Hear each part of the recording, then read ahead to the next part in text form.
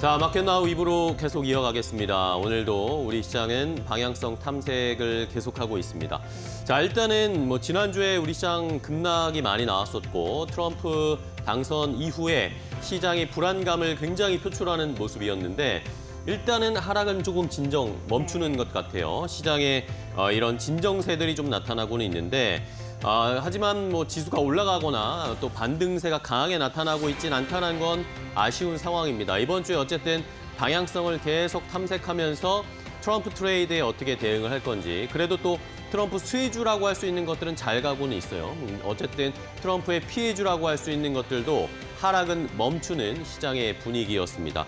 자, 그리고 결국에는 내일 이 실적 발표, 엔비디아의 실적 발표에 모든 걸 좀 집중하고 대기하고 있는 것 같은 분위기입니다. 네. 자, 내일 엔비디아의 실적 발표 이후에 과연 이제 반도체를 포함해서 시장의 방향성이 어떻게 틀어질지 아니면은 조금 더 충격을 줄지, 이게 가장 중요한 변수 같아요. 네, 지금 한국의 그 경제 성장률 이런 부분도 속보로 보여드리고 있는 상황인데 네, 또 나쁘네요. 우리나라에서 상승 동력이 그렇게 딱 나오지 않은 상황이라서 좀 네. 주저하는 상황인 것 같고요.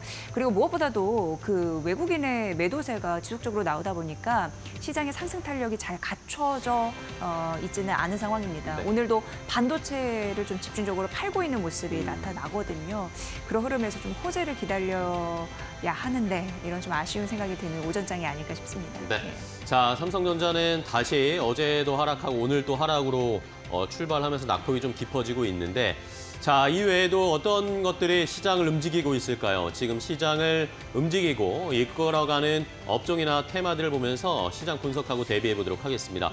자, 이슈 브리핑 역시 띵크풀을 통해서 함께 확인을 해보겠습니다. 지금 시장에서는 어떤 이슈들이 시장을 들썩이게 하고 움직이고 있을까요?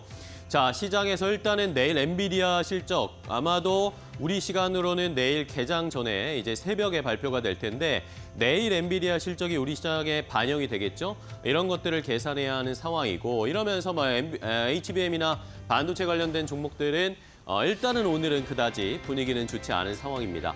자, 이 외에도 오늘 우주항공이 이렇게 크게 관심을 받고 있는데 주가가 올라가고 있지는 않지만 우주항공주들이 관심받고 있습니다. 오늘 아침 7시에 스페이스X가 스타쉽 6번째 시험 발사를 단행했습니다. 지난번 5차 발사 때처럼 특별한 이벤트 이슈가 있었진 않았지만 어쨌든 안정적으로 발사를 마친 것으로 일단은 결과들이 나오고 있는데, 그러면서 우리 시장에서도 우주항공 관련주들에 대한 검색이나 관심이 많은 것 같습니다. 자, 여기에다가 러시아 우크라이나 전쟁이 다시 격화되는 거 아닌가라는 걱정들이 나타나면서 방산주라든지 드론 이런 종목들이 다시 또 관심을 많이 받고 있습니다. 주가가 함께 올라가지는 않지만 사료주들은 그래도 올라가네요. 우크라이나 러시아 전쟁 격화된다 발발했을 때도 기억나시죠? 사료나 이런 곡물 관련 종목들 가격이 틀 수밖에 없다라는 그런 평가 나오면서 다시 한번 오랜만에 사료주들이 관심을 많이 받고 있는 상황입니다. 방산주도 함께 역시 지정학적 리스크가 다시 부각되는 상황이기 때문에 지켜봐야 하는 상황이고, 자, 그동안에 또 이 트럼프 트레이드의 수혜를 받았던 업종들, 전선이라든지 전력 이런 것들도 관심을 많이 받고 있고요. 조선주 쉬어가고 있었는데 조선주도 다시 오늘은 조금의 반등을 나타내주면서 시장에 관심을 받고 있는 상황입니다. 자율주행도 어제 많이 올랐고 최근 이번 주에 관심 많이 받았다가 자율주행 관련 종목들도 오늘은 조금 쉬어가는 모습을 나타내고 있네요. 암호화폐도 역시 비트코인은 94,000달러 부근까지 계속 올라가고는 있는데 암호화폐 관련주 주식 시장에서는 차익 실현 매물이 어느 정도 좀 나타나는 것 같습니다. 암호화폐 주들은 좀 쉬어가는 양상 확인하실 수 있습니다. 자, 그렇다면 이런 시장의 분위기, 이런 상황에서 더 시장을 이끌고 있는, 움직이고 있는 이슈는 뭘까요? 첫 번째는 역시 엔비디아의 실적 발표 대기, 이 상황을 저희가 잘 지켜봐야 되겠습니다. 자, 간밤에 엔비디아가 미국 시장에서 또다시 상승세로 이어졌습니다. 5% 가까이 주가가 올랐습니다. 4.89%나 주가가 상승하면서 다시 한번 엔비디아가 시가총액 1위로 올라섰습니다. 자, 엔비디아의 시총이 3조 6천억 달러 정도까지 올라왔습니다. 그러면서 애플의 시가총액을 다시 추월하면서 시가총액 1위를 재탈환한 간밤의 뉴욕 시장의 흐름이었습니다. 자, 이러면서 우리 시장에서는 삼성전자는 조금 쉬어가고 다시 SK하이닉스가 부각을 받으면서 주가가 상승세를 나타내고 있는 상황인데요. 자, 4분기 실적 이제 어떻게 나올 것인가, 3분기 실적을 확인하고 4분기 실적 전망이 어떻게 나올 것인가가 가장 중요한 상황입니다. 일단은 엔비디아 3분기에 주당 순이익 예상치가 75센트 정도로 예상이 되고요. 매출액은 전년 동기 대비해서 80% 넘게 증가하면서 331억 2천만 달러 정도 예상하고 있습니다. 자, 그런데 지난 분기 때 실적 발표하셨을 때도 기억하시겠지만 실적 이런 EPS나 매출이 시장의 예상치를 상회했더라도 그 다음 분기에 그리고 또 내년에 대한 실적 전망, AI 칩 수요와 관련된 전망들이 더 중요합니다. 이러면서 4분기 실적 전망에 따라서 주가의 변동성이 크게 나타날 가능성이 높습니다.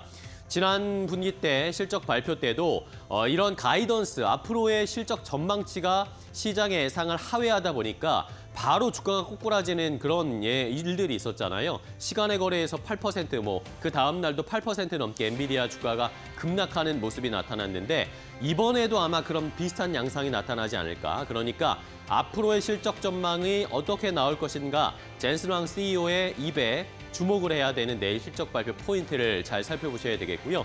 자, 여기에다가 삼성전자는 이제 HBM 시장에서 HBM3나 HBM3E가 아니라 HBM4로 바로 건너뛰어가는 전략을 지금 추진하고 있다. 이런 이야기 많이 나오고 있는데 테슬라를 포함해서 미국의 빅테크 기업들이 계속해서 이제 앞으로의 시장에 대한 대응을 해야 되니까 HBM4를 미리미리 선주문하고 찾고 있다라는 소식들이 많이 들려오고 있습니다. 이러니까 삼성전자나 SK하이닉스 쪽에 HBM4를 빨리 만들어달라. 미리미리 우리가 예약을 할 거다라는 이야기 많이 나오고 있는데 과연 삼성전자가 이 HBM4로 바로 점프업하는 전략이 맞아떨어질 수 있을지 시장에서는 많은 큰 관심을 갖고 있는 것도 함께 살펴보셔야 되겠습니다. 자, 그러면 엔비디아 포함해서 반도체 관련된 종목들 함께 확인해 볼까요? 네, 확실한 엔비디아 밸류체인 관련주라고 할 수 있는 SK하이닉스부터 보도록 하겠습니다. 11월 중순부터 사실 좀 SK하이닉스가 조정을 받았었잖아요. 오늘 반등세 보여주고 있지만 탄력은 크지 않다라고 말씀드릴 수 있을 것 같습니다. 왜냐하면 외국인의 수급이 어제까지 5거래 연속 매도를 보였습니다. 그리고 장 초반에 확인해 보니까 오늘도 외국인의 매도는 좀 이어지고 있습니다. 어느 정도 좀 보셔야 될 그런 흐름이 있는 것 같고요. 다만 이제 주요 고객사를 SK하이닉스로 둔 한미 반도체 같은 경우에는 외국인의 매수세가 어제까지 5거래 연속 붙어주면서 상승 추세는 좀 이어가고 있는 흐름들이 나타나고 있는 상황이고요. 긍정적인 증권가의 분석도 좀 이어지더라고요. 오늘 1% 상대적으로 강한 흐름이 좀 나타나주고 있는 상황입니다. 이 스페타시스 같은 경우에도 엔비디아뿐만 아니라 구글, 마이크로소프트에 고다층 인쇄 회로 기판을 납품을 합니다. 어쨌든 관련주로 묶여 있고 3% 강세의 힘을 보여주고 있고요. 그동안 많이 떨어져서 오늘 반발 매수세가 나오는 걸까요? 테크윙 관련주인데 3.7% 비교적 상대적으로 강한 힘이 나타나주고 있습니다. 삼성전자의 10조 자사주 매입 카드의 효과가 소멸되고 있는 걸까요? 18일 6%대 강세, 6% 좀 안 되는 5.9%였죠. 상승한 이후에 지금 추가적으로 차익 실현 매물이 나타나면서 오늘도 2% 약세이고 오늘 외국인의 매도세가 나타나는 반도체에 집중되고 있고 더 세부적으로 가보면 삼성전자에 집중되고 있는 흐름들이 오늘 나타나거든요. 이것도 하나의 포인트라고 할 수 있겠습니다. 전반적으로 봤을 때 반도체 관련주가 시가 대비 상승폭을 좀 줄이는 음봉의 흐름을 보이고 있는데 내일 새벽에 날 엔비디아 실적 발표에 대한 경계감이 일정 부분 작용하고 있지 않나라는 생각을 하게 듭니다. 자, 다음 테마 보시죠.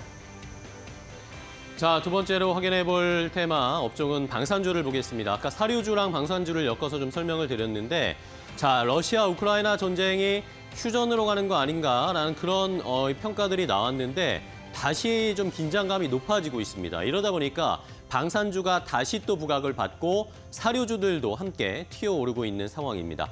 자, 러시아가 핵카드를 꺼냈습니다. 핵카드를 언급하면서 다시 한번 이 전장의 분위기가 격화되고 있는 상황인데요. 자, 일단은 미국의 행정부가 얼마 전에 이 우크라이나의 사거리 약 300km 정도인 에이테크임스 미사일 발사를 허용하겠다라는 그런 승인을 내줬는데, 그러고 나서 실제로 우크라이나가 러시아 본토를 타격한 것으로, 이 에이테크임스 미사일로 본토를 타격했다라는 소식이 전해졌습니다. 자, 이러다 보니까 푸틴 러시아 대통령이 가만히 있지 않겠죠. 이것에 대해서 아마 경로했을 겁니다. 그러면서 이제 핵 교리를 개정하겠다, 핵 교리 개정 승인을 내렸습니다. 자, 이런 개정된 핵 교리는 이제 과거에는 뭔가 재래식 무기를 통해서 러시아의 국가에 위협하는 수준의 공격이 있을 때 핵무기를 사용하겠다라고 핵무기 교리를 가지고 있었는데, 이것을 내용을 어떻게 바꿨냐면 비핵 보유국이 핵 보유국의 지원을 받아서 러시아 본토에 위협을 가하는 공격을 하게 되면 러시아가 핵무기를 쓸 수 있다라는 것입니다. 그러니까 결론부터 말을 하자면 미국, 핵 보유국인 미국이 이 우크라이나에 무기를 지원해서 우크라이나가 러시아 본토를 타격했기 때문에 우크라이나의 핵무기를 쓸 수 있다라는 얘기입니다. 그런 얘기를 하면서 이런 전장의 분위기가 더 격화되고 있는 것인데, 실제로 쏠지는 모르겠지만, 위협하는 말이겠지만 시장에서는 이 전쟁이 좀 더 길어질 수 있겠다, 더 격화될 수 있겠다라는 걱정이 앞서는 상황입니다. 자, 시장에서는 뭐 전반적인 분위기, 지정학적 리스크는 좋지 않은 상황인데, 방산이나 이런 사료 관련, 곡물 관련 종목들은 반등세를 나타내고 있습니다. 그럼 일단은 방산 관련된 종목들의 주가 흐름 좀 체크해 볼까요? 네, 포탄과 천궁을 생산하는 것으로 시장에서 주목을 받고 있는 한일 단조 같은 경우에 오늘 상승 탄력이 제법 큽니다. 다른 종목에 비해서 현재 9% 상승세 보여주고 있는 상황이고요. 오늘 눈에 띄는 대장주는 현대로템이 아닐까 싶은데, 현대로템 같은 경우에는요, 사실 이제 수급이 최근 잘 맞춰졌습니다. 어제까지만 하더라도 외국인의 매수세가 5거래 연속 붙었고요. 또 증권가에서도 그렇고 수주에 대한 기대감, 이런 부분이 또 호재로 작용이 되면서, 투자 심리에 작용이 되면서 오늘 장중에 52주 신고가를 다시 한번 쓴 흐름들이 현대로템에서 나와줬습니다. 현재도 1%대 상승세를 좀 유지는 하고 있는 상황입니다. 하나오션이 3거래 연속 좀 추락을 했습니다. 보니까 외국인과 기관의 동반 매도가 3거래 연속 나왔거든요. 근데 오늘 소폭 오르는 흐름들, 저가 매수 일부 좀 나와주는 흐름들이 나타나주고 있는 상황이고요. 워낙 미국 해군의 군함, 함정 이런 부분에 MRO 수주 소식이 있었고, 향후 추가 수주에 대한 기대감도 있기 때문에 납폭 과대에 따른 반발 매수세가 조금 더 이어질 수 있을지는 좀 보셔야 될 것 같습니다. 하지만 최근 3거래 연속 좀 밀렸다라는 점은 좀 참고를 해보시면 될 것 같고요. 또 덩치 좀 작은 스페코 같은 경우는 1% 상승하고 있고, 한국항공우주가 1% 약세인데, 사실 지정학적 리스크에 진입을 하면서, 여러 가지 위기에 진입을 하면서 국방비 증강, 이런 현실도 있는 상황입니다. 앞으로 방산주는 지속적으로 봐야 된다라는 증권사 코멘트 있으니까 잘 챙겨보셔야 될 필요성 있겠습니다. 다음 테마 만나보시죠. 자, 마지막으로는 오늘 시장에서 아마 많은 관심, 투자자분들이 많이 찾아보시고 영상을 보셨을 내용입니다. 자, 이 스페이스X의 스타쉽 6번째 시험 발사가 오늘 있었습니다. 이 자리에 트럼프 당선인도 역시 일론 머스크와 함께 이 발사하는 것을 직접 참관했다라는 소식도 전해지고 있습니다. 뭐 예상은 했는데 실제로 트럼프 당선인이 참여를 했고요.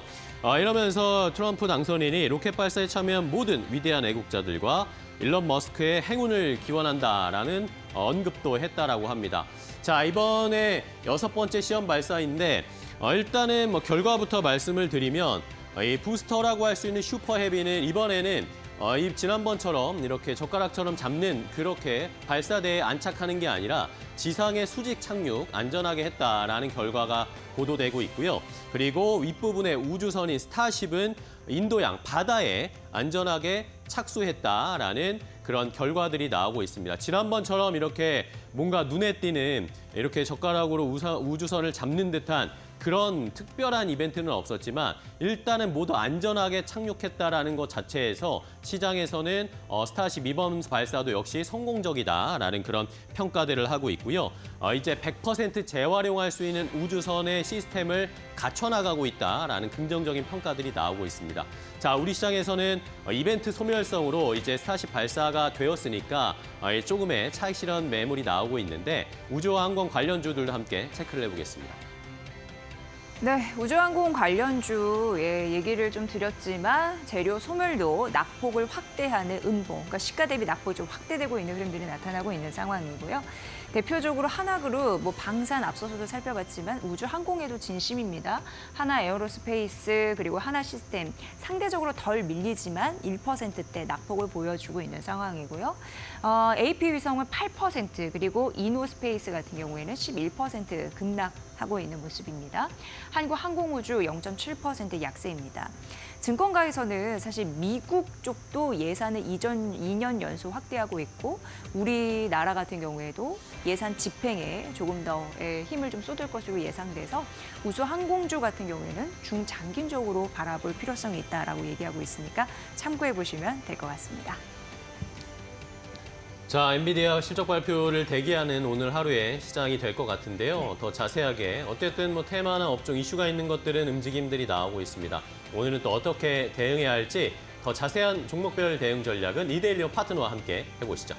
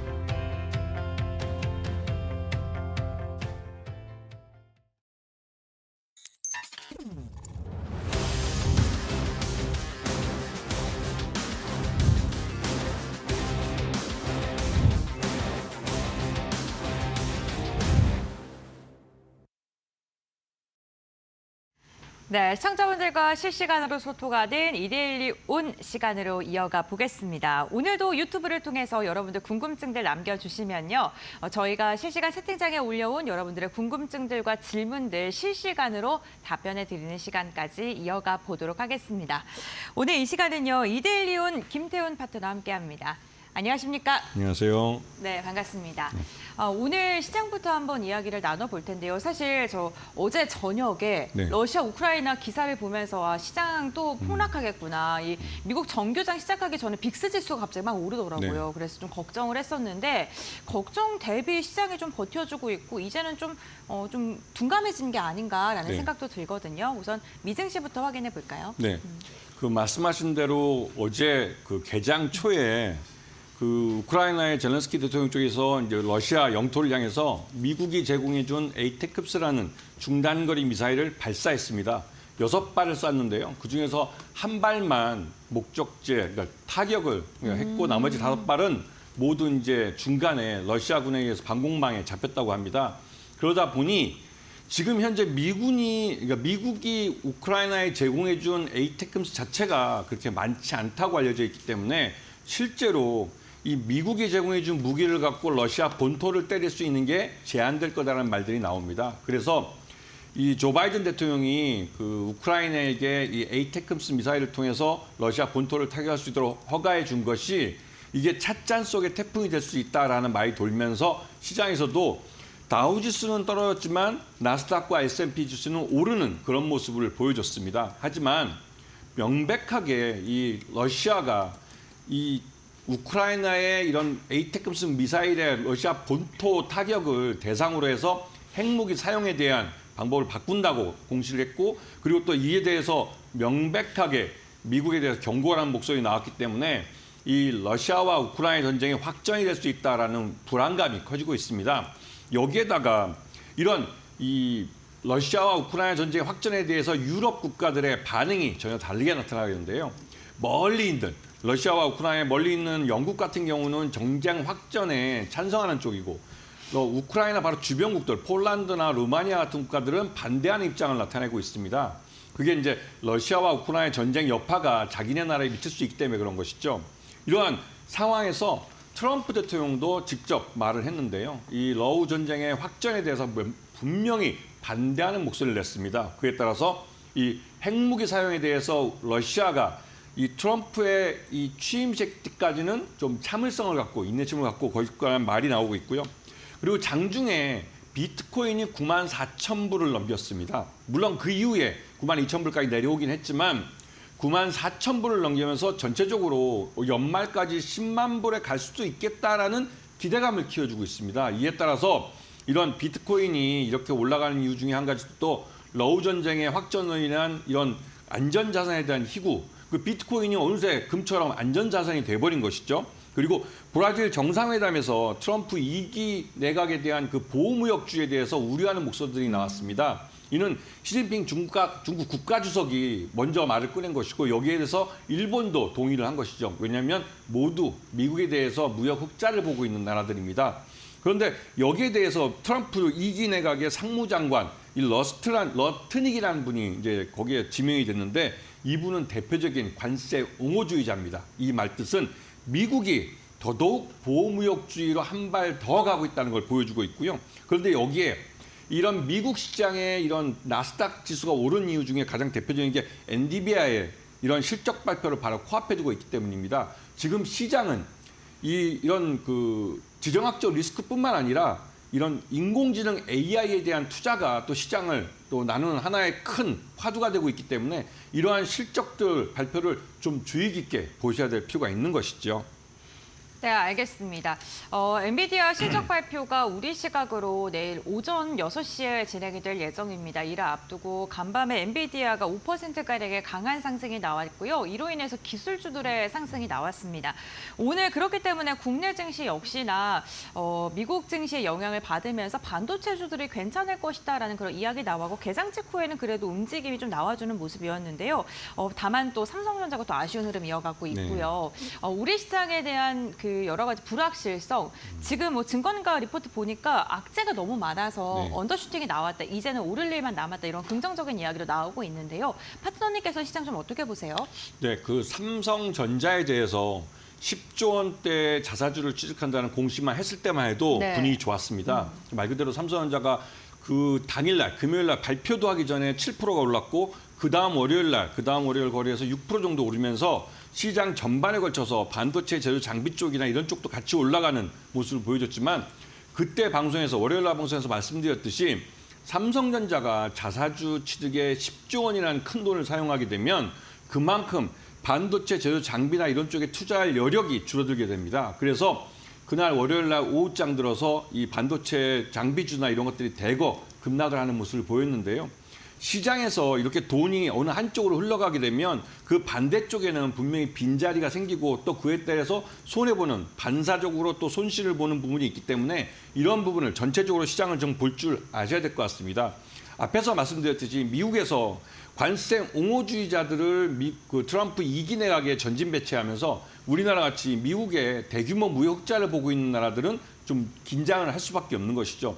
우리 입장에서도 작년에 우리가 400억 달러의 무역 흑자를 봤기 때문에 미국에서 우리에 대해서 여러 가지 그 보호무역주의의 여러 가지 규제들을 해놓을 가능성이 큽니다. 그에 따라서 대미 무역 흑자가 줄어들 가능성이 크고, 여기다 엎친 데 덮친 격으로 우리나라는 이 내수 경기도 별로 안 좋은 상태입니다. 그럴 때 수출마저도 이렇게 약화되면 전체적으로 국민 경제 전체적으로 마이너스가 되는 그런 요인이 발생할 수 있는 것이죠. 이에 따라서 이번에 롯데그룹도 이러한 유동성 위기설이 갑자기 불거지거나 이러한 현상이 나타나고 국내 주요 재벌들이 이 차입금을 줄이는 쪽으로 지금 재무 관리를 하고 있습니다. 이 말뜻은 향후 우리나라 재벌 대기업을 중심으로 해서 이러한 투자가 위축될 수 있다는 걸 보여주고 있죠. 이것은 올해뿐만 아니라 내년까지도 이어질 수 있는 사안이기 때문에 국민 경제 전반적으로 지금 그 부담이랄까요? 이런 부분이 강화되면서 경기가 더 나빠질 수 있다는 그런 우려를 낳고 있습니다. 네, 어쨌든 이렇게 관세에 대한 리스크가 커지면 커질수록 이를 좀 피해서 주목해 볼 만한 섹터군들이 더 부각을 받고 있는 것 같습니다. 이와 함께 시장 분위기 자체가 좋지 않다 보니까 지금 롯데그룹 같은 경우에는 또 유언비어라고 해야 될까? 회사 측에서는 일축을 했습니다. 네. 지금 전혀 맞지 않는 이야기다라고 이야기를 했는데 그러한 위기설이 나오면서 52주 신저가를 기록한 그룹주들도 속출했고요. 이런 이슈도 좀 나타나고 있는데 롯데그룹주들 지금 현재는 좀 어떻습니까? 네. 그 제가 예전에 네. 그 IMF 때부터 이제 증권사에 있으면서 그때는 출근하면 네. 그 매일매일 부도나는 연쇄 부도가 있던 때였어요. 그런데 그런 건 이제 요즘은 이제 그런 일이 없지만 오랜만에 이 대기업 위기설이 나온 겁니다. 그리고 특히 롯데그룹의 유동성 이 위기설은 이 찌라시라고 해서 예전에는 증권가에 돌아가는 이런 찌라시라는 그 뭐랄까요 좀 유언비랄까요? 그런 것을 모아놓은 그런 쪽지 같은 것들이 이 위기 리스크를 강화했다면 이번에는 유튜브 같은 신매체를 통해서 이런 정보들이 퍼지면서 이게 걷잡을 수 없이 늘어난 겁니다. 여기에 대해서 롯데그룹이 바로 이제 그 반박 공시를 내면서 공시를 냈지만 그 공시 자체가 너무 짤막했습니다. 그 유동성 위기설을 부인하는 딱 한 줄짜리 그 부인 공시를 냈는데요.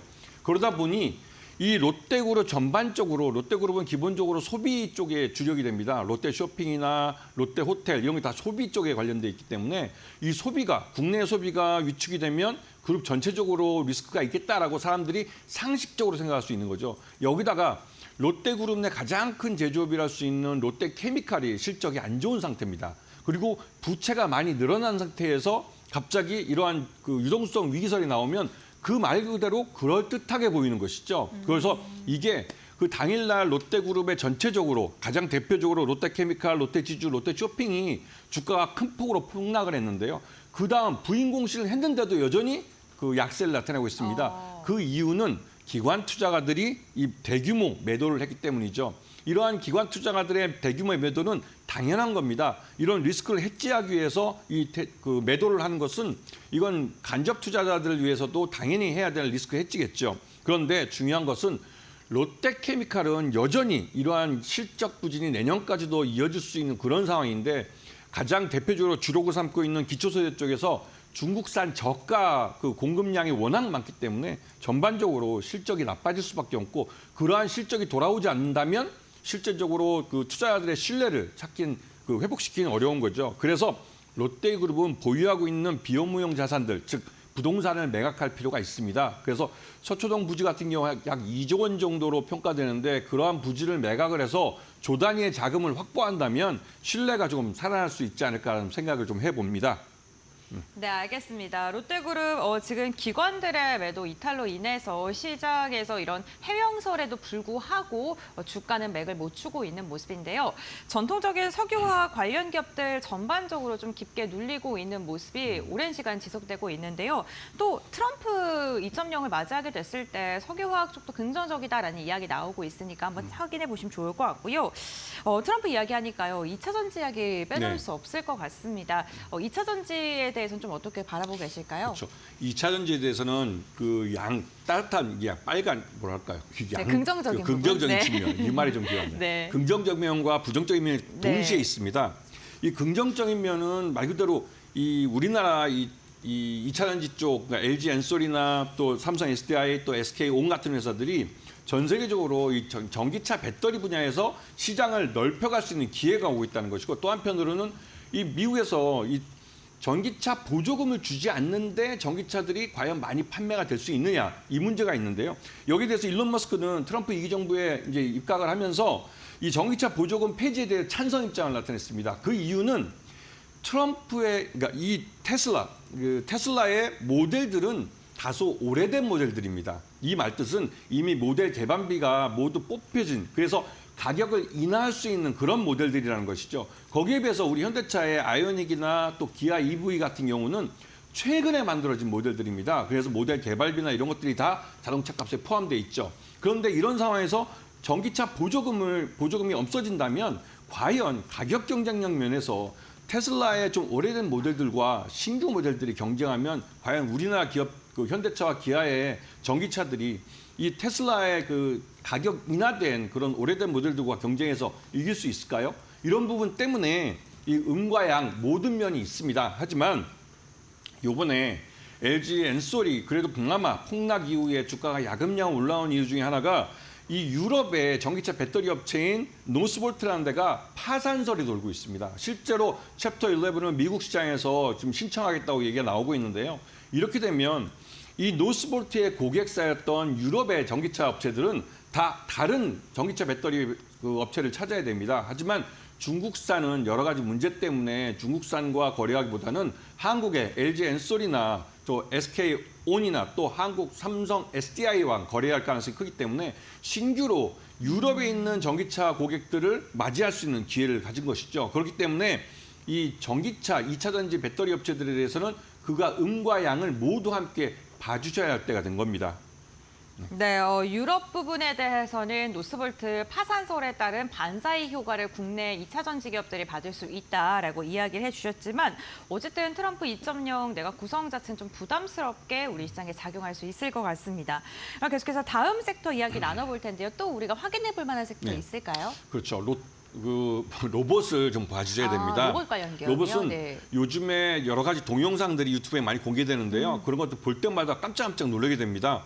하루하루 로봇이 인간을 닮아가면서 인간이 하던 모든 행위들, 또 인간이 쓰던 도구들을 갖고 인간과 함께 그 공장 라인에서 같이 일하는 시대가 점점 한 발 한 발 다가오고 있는 것이죠. 그리고 여기에 대해서 또 일론 머스크는 자신의 이제 테슬라 공장에서 이 휴머노이드 로봇을 생산할 것인데 앞으로 2년 후 2026년을 얘기하고 있습니다. 그때 각 집마다 전기차 한 대에 3천만 원, 4천만 원 하듯이 약 2천만 원 내외의 돈으로 로봇 한 대, 휴머노이드 로봇 한 대를 데려오고 그 휴머노이드 로봇이 앞으로 청소도 하고 집안 뭐 빨래도 하고 조리도 하는 이런 시대가 오면 사람들이 그러한 일에서 이제 해방이 될 수 있는 그런 시대가 올 거라고 이 일론 머스크가 얘기하고 있습니다. 그런데 실제로 그런 휴머노이드 로봇의 발전이 하루하루 굉장히 빠르게 이루어지고 있죠. 그렇기 때문에 이 로봇은 그 공상과학 만화 영화나 SF 영화 속에만 등장하는 것이 아니라 우리 바로 주변에 와 있는 우리 현실 속에 들어와 있는 일이라는 것을 인식을 하셔야 되는 겁니다. 그렇기 때문에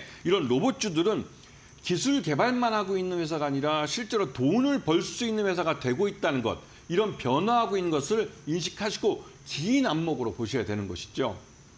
네, 알겠습니다. 로봇 관련 기술력이 발전하면서 조금 더 긴 시각으로, 긴 안목으로 한번 눈여겨보는 것도 좋겠다라고 이야기해 주셨고요. 그럼 오늘 공약주에 대한 이야기 시간으로 넘어가 보겠습니다. 오늘 공약주는 말씀해 주신 섹터 안에 있을까요? 아니죠. 오늘은 네. 제3의 종목을 갖고 왔습니다. 어떤 종목일까요? 이게 이제 네. 그 엊그저께 나온 얘기인데요. 이 CJ그룹의 그 핵심적인 회사인데 CJ 제일제당에 이 바이오 사업부 내에 있는 그린 바이오를 이제 매각을 한다는 소문이 돌았습니다. 네. 이게 그 회사 측 공시에서는 그러니까 부인도 아니고 긍정도 아닌 애매한 상태에서 공시가 나왔는데요. 이 그린 바이오를 매각한다는데 이 그린 바이오라는 게 쉽게 말해서 우리가 조미료라는 거, 조미료 부분과 또 동물 쪽, 사료 쪽에 들어가는 첨가물 이쪽인데 이쪽은 이 CJ 제일제당이 세계 1위 업체입니다. 그 세계 1위 하는 사업부인 이 그린 바이오 사업부를 매각한다고 그러는데 이게 가격이 한 6조 원 정도로 평가가 돼요.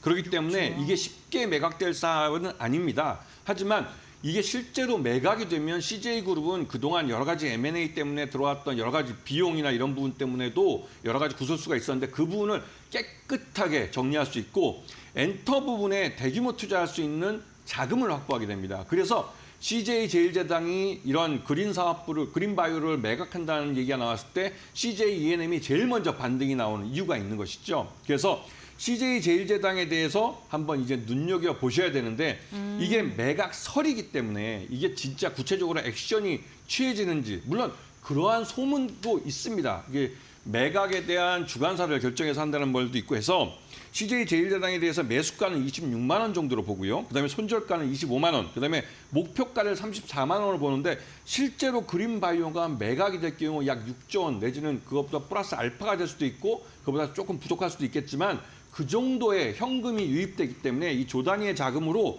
이 CJ그룹 전체의 재무적인 리스크를 모두 해결함과 동시에 CJ ENM 같은 엔터 쪽에 대규모 투자를 할 수 있는 자금을 확보하는 부분이 있기 때문에 CJ제일제당에 대해서 다시 한번 재평가할 필요가 있을 것 같습니다. 네, 알겠습니다. 오늘의 공약주 CJ제일제당 언급을 해주셨습니다. CJ 바이오사이언스 같은 경우 2거래일 연속 상한가에 지금 도달을 한 모습이 나타나고 있고요. 제일제당도 5%가량의 상승력 나타나고 있는데 가격 밴드 정해주셨습니다. 전략 잘 참고하셔서 대응해 보시면 좋을 것 같습니다. 오늘 김태원 파트너와는 여기까지 이야기 나눠보겠습니다. 고맙습니다. 고맙습니다.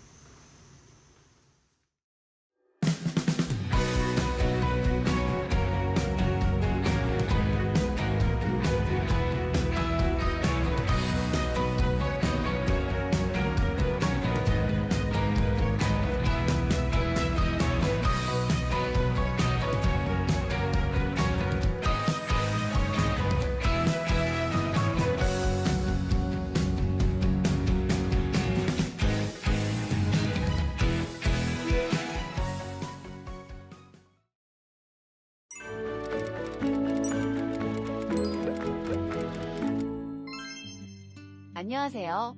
오늘은 전환사채, 흔히 CB라고 불리는 금융상품에 대해 쉽게 설명해 드릴게요.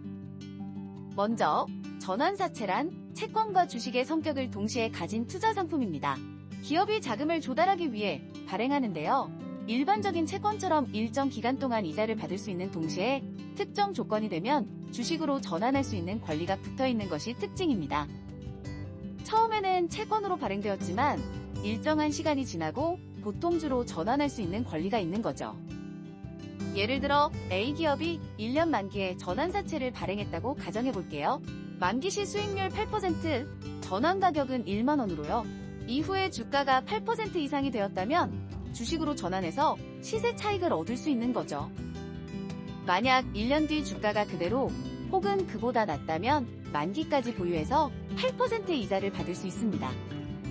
이렇게 투자자 입장에서는 채권과 주식의 장점을 모두 취할 수 있다는 장점이 있습니다. 그렇다면 기업은 왜 CB를 발행할까요? 기업 입장에선 CB를 통해 상대적으로 낮은 이자율로 자금을 조달할 수 있고 향후 주식으로 전환되면 부채 부담도 줄일 수 있기 때문입니다. 특히 성장 가능성이 높은 기업들에게는 매력적인 자금 조달 방법이죠. 하지만 CB에도 단점이 있습니다. 전환사채가 주식으로 전환되면 기존 주주들의 지분이 희석되고 주식 가격이 낮아질 수 있습니다.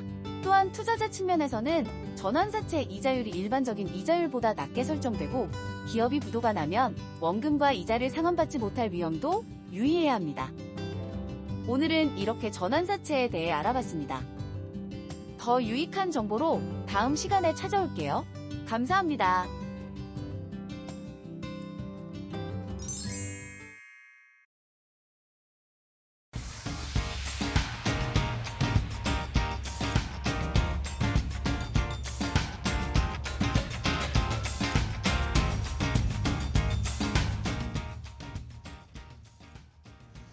자, 이데일리TV 인사이트 오늘은 기업 인사이트로 이어가도록 하겠습니다. 기업들 이야기 나누기 전에 일단은 중국이나 상해 종합지수, 홍콩 항생지수 출발 상황 좀 간단하게 체크해 보겠는데요. 어제는 일단 양시장, 홍콩이나 중국 상해 종합지수 모두 상승 출발을 했는데 오늘은 양시장이 모두 하락 출발, 양시장이 모두 0.2% 내외로 하락 출발하는 상황입니다.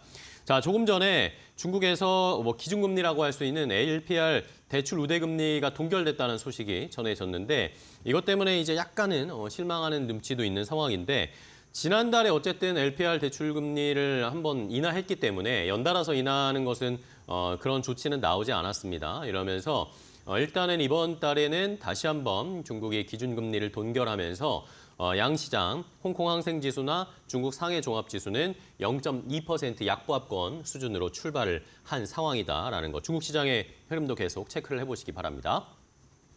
자, 그럼 이데일리 TV 인사이트, 오늘은 기업 인사이트 이야기 나눠보겠습니다. 오늘 그로스 리서치의 이재모 대표와 함께 좋은 기업 한번 발굴해 보도록 하겠습니다. 안녕하세요. 네, 안녕하세요. 반갑습니다. 네, 반갑습니다. 자, 오랜만에 또 저희가 한 3, 4주 만에 기업 탐방 이야기를 해볼 텐데, 자, 오늘은 또 어디를 다녀오셨는지 궁금하네요. 네, 제가 이제 오늘 가져온 기업은 이제 기존의 건강기능식품 업체로 이제 많이 알려져 있는 이제 네. 셀바이오텍이고요. 음. 제가 이제 기업 탐방을 이제 22년도에도 한번 갔었고 올해는 아. 좀 이제 많이 가고 있는데요. 올해 한 3번 정도 다녀왔습니다. 아, 올해만 3번을 가셨어요? 네, 그래서 올해 제가 좀 집중해서 가고 있는 이유가 뭐냐면 이 회사가 뒤에 설명드리겠지만 네네. 기존에 이제 건강기능식품에 돈을 많이 벌었어요. 그래서 그 돈을 가지고 아. 이제 새로운 성장을 위해서 이제 바이오 기업으로 약간 도약하려는 움직임들이 있습니다. 오. 그래서 그런 움직임들이 이제 올해 그 결과로 조금씩 나오고 있기 때문에 그 부분을 제가 이제 중간중간 체크를 또 하기 위해서 오. 올해는 탐방에서 좀 늘렸고요. 아마 내년도에도 꾸준히 제가 좀 탐방을 갈 만한 기업이라 아마 여러분들도 이제 보시면은 아, 이 회사가 굉장히 좋은 기업인데 더 좋아지겠구나라고 오. 느낄 수 있기 때문에 오늘 한번 이제 소개를 드려볼까 합니다. 좋습니다. 셀바이오텍을 다녀오셨는데 올해만 벌써 3번을 다녀오셨는데 일단은 뭐 결론부터 말씀해 주셨네요. 좋은 기업이다라는 걸 말씀해 주셨어요. 저도 뭐 아는데 셀바이오텍이 듀오락으로 유명하잖아요. 프로바이오틱스 듀오락으로 유명한데 뭐 오늘 또 때마침 뉴스가 나왔더라고요. 11년 연속 프로바이오틱스 수출 1위 기업이다라는 게 오늘 또 때마침 뉴스로 올라왔더라고요. 자, 그러면 셀바이오텍에서 하나씩 더 자세하게 알아볼게요. 어떤 매력이 있길래 그렇게 긍정적인 평가를 해주실 건지 셀바이오텍이 어떤 회사입니까? 네, 일단 오늘 혹시 뭐 처음 들어보시는 분도 있을까 봐 네네. 이제 기업계를 간단하게 소개해 드리겠는데요. 동사는 1995년도에 설립된 바이오 벤처 1세대 기업이라고 보시면 됩니다. 네. 주식시장에 이제 들어온 건 2002년도 상장을 했기 때문에 벌써 20년 넘은 이제 그런 기업이고요. 1995년도에 보통 우리가 이제 유산균이라고 많이 부르는 그쵸. 이 프로바이오틱스, 프로바이오틱스. 이거 연구개발, 배양, 배합, 발효 생산 이 기술을 바탕으로 해서 원말 제품, 그러니까 원말은 유산균을 만들기 위한 완제품을 만들기 위한 원재료입니다. 그래서 원말과 완제품을 동시에 생산해서 판매하는 것을 이제 주력 사업으로 하고 있는 그런 기업이라고 보시면 될 것 같고요. 이 회사가 이제 다른 이제 그 유산균 업체들하고 좀 다른 게 뭐냐면 이 균주 개발, 배합, 발효, 그 다음에 뒤에 기술 설명드리겠지만 듀얼 코팅, 그리고 완제품 생산 판매까지 그러니까 전 생산 과정을 모두 할 수 있는 몇 안 되는 그런 기업이라고 보시면 그래요? 되겠고요. 세계에서는 5번째로 이제 이 유산균 가지고 상용화를 시킨 그런 기업이다라고 보시면 되고요. 수직 계열화 되어 있군요. 그러니까 네, 프로바이오틱스에 맞습니다. 대해서. 네, 그래서 A부터 Z까지 다 할 수 있는 기업이고요. 현재 55개 국가에 수출을 하고 있고 네. 국내에서 유산균 관련 수출의 60% 이상을 동사 셀바이오텍이 담당하고 있어요. 그래서 네네. 앞서 앵커분이 이제 수출 11년에서 1위다 했던 게 네네. 뭐냐면 생각보다 우리나라 이제 기업들이 해외로 수출하는 게 쉽지가 않습니다. 그런가요? 그래서 셀바이오텍이 전체 수출 물량의 60%를 담당할 정도로 우리나라에서 수출하는 거의 60%가 네, 나가는 맞습니다. 거죠? 그래서 실제로 셀바이오텍이 사실 규모는 작지만 수출이 상당히 많은 그런 오, 기업이다라고 보시면 그렇군요. 되겠고 얼마나 제품이 좋냐면 유산균 종주국이 어디냐면 바로 덴마크입니다. 네, 그렇죠. 덴마크 유산균 많이 드시잖아요. 네, 그래서 우리나라의 대부분의 아마 기업들이 덴마크나 아마 영국 이런 쪽에서 그쵸, 원말을 가져와서 아. 완제품을 만들어 판매를 하는 건데요. 동사는 유산균 종주국의 원말 완제품을 판매를 합니다. 덴마크에 수출해요? 네네, 올해 역수출하고 있고 시장 점유율도 덴마크에서 2위를 하고 있어요. 덴마크는 이제 우리나라와 다르게 약국 중심으로 유산균이 많이 판매가 돼요. 네네. 그러니까 약국 중심으로 시장 점유율이 나오는데 셀바이오텍이 덴마크에서 시장 점유율 2위를 하고 있을 정도로 상당히 기술력만큼 좋은 기업이다라고 보시면 좋습니다. 네. 자, 이렇게 기술력도 좋고 유산균의 우리가 생각하는 뭐라고 해야 될까요? 원산지라고 해야 될까요? 메인 시장인 덴마크에도 수출을 할 정도로 기술력은 인정받은 그리고 원말부터 모든 판매까지 모든 걸 수직 계열화해서 유산균을 판매할 수 있는 프로바이오틱스를 판매하고 있는 기업입니다. 자, 그렇다면은 이렇게 FDA 쪽에서도 뭔가 인증을 받은 것 같아요. 네, 올해 2월 달에 또 좋은 소식이 들려왔는데요. 네네. 미국 이제 식품의약국이 그 식품 첨가물 또는 식품 원료로 사용되는 물질에 대해서 이게 안전한가 아닌가를 예. 이제 평가해 줘야 되는데 이걸 공식적으로 인정하는 제도가 있습니다. 이게 GRAS라고 하는 이제 이 제도라고 예, 보시면 되겠고요. 지난 2월 달에 한국산 유산균 11종에 대해서 FDA GRAS 등재가 됐고요. 단일 기업으로는 세계에서 가장 많은 유산균 원료를 등재시킨 회사가 이제 된 겁니다. 근데 그만큼 안전하다는 거를 지금 인정을 해주고 있기 네네. 때문에 이제 이런 게 좀 어떻게 보면 기술적인 측면에서도 인정받을 수 있는 이제 기초가 되고 있는 거고요. 이 등재된 유산균을 갖고 있는 국내 기업이 또 많지가 않아요. 지금 셀바이오텍 11종으로 가장 많고요. 네네. 비피도가 한 3종, 일동 바이오사이언스가 2종입니다. 그러니까 국내에서는 이 3개 업체밖에 없어요. 그러니까 네네. 나머지 유산균 업체 굉장히 많을 건데 실제로 이 원료 자체가 이 GRAS 요게 등재되어 있는 그러니까 공식적으로 인정받은 기업은 몇 없다라고 보시면 됩니다. 네. 자, 어쨌든 뭐 국내에서는 뭐 3개 업체밖에 FDA, GRAS에 등재된 곳이 없는데 우리나라에서도 1등이지만 전 세계적으로 봤을 때 11종이나 등재한 기업은 없다. 그만큼 뭐 미국 FDA에서도 승인받고 뭔가 원시장이라고 했을 때 덴마크에서도 인정받는 기술력 하나만큼은 정말 뛰어난 그런 회사라고 일단은 파악할 수가 있을 것 같은데 그럼 아까 이렇게 저희가 그림에도 나왔지만 1년의 과정 이렇게 프로세스를 봤잖아요. 근데 거기서 아까 듀얼 코팅 이야기를 네네네. 해주셨잖아요. 뭐 맞습니다. 그게 핵심 기술이지 않을까. 이름도 네. 특이하고 어떤 기술인가요? 네, 이건 지금 특허로 사실 보호받고 있는 기술이고요. 특허예요? 우리가 이제 여러 뭐 매체를 통해 광고를 통해 아마 들어보셨을 겁니다. 네네. 이 유산균이 장까지 살아가서 네, 가는 그쵸, 게 그쵸. 매우 중요하다. 그쵸. 왜냐하면 대부분의 것들이 위라든 이런 쪽에서 이제 그쵸. 죽기 마련이에요. 그러다 보니까 이거를 잘 포장을 하는 거죠, 코팅을. 그래서 장까지 살려 이제 보내는 게 중요한데 그게 바로 이제 듀얼 코팅이라고 부르는 거고요.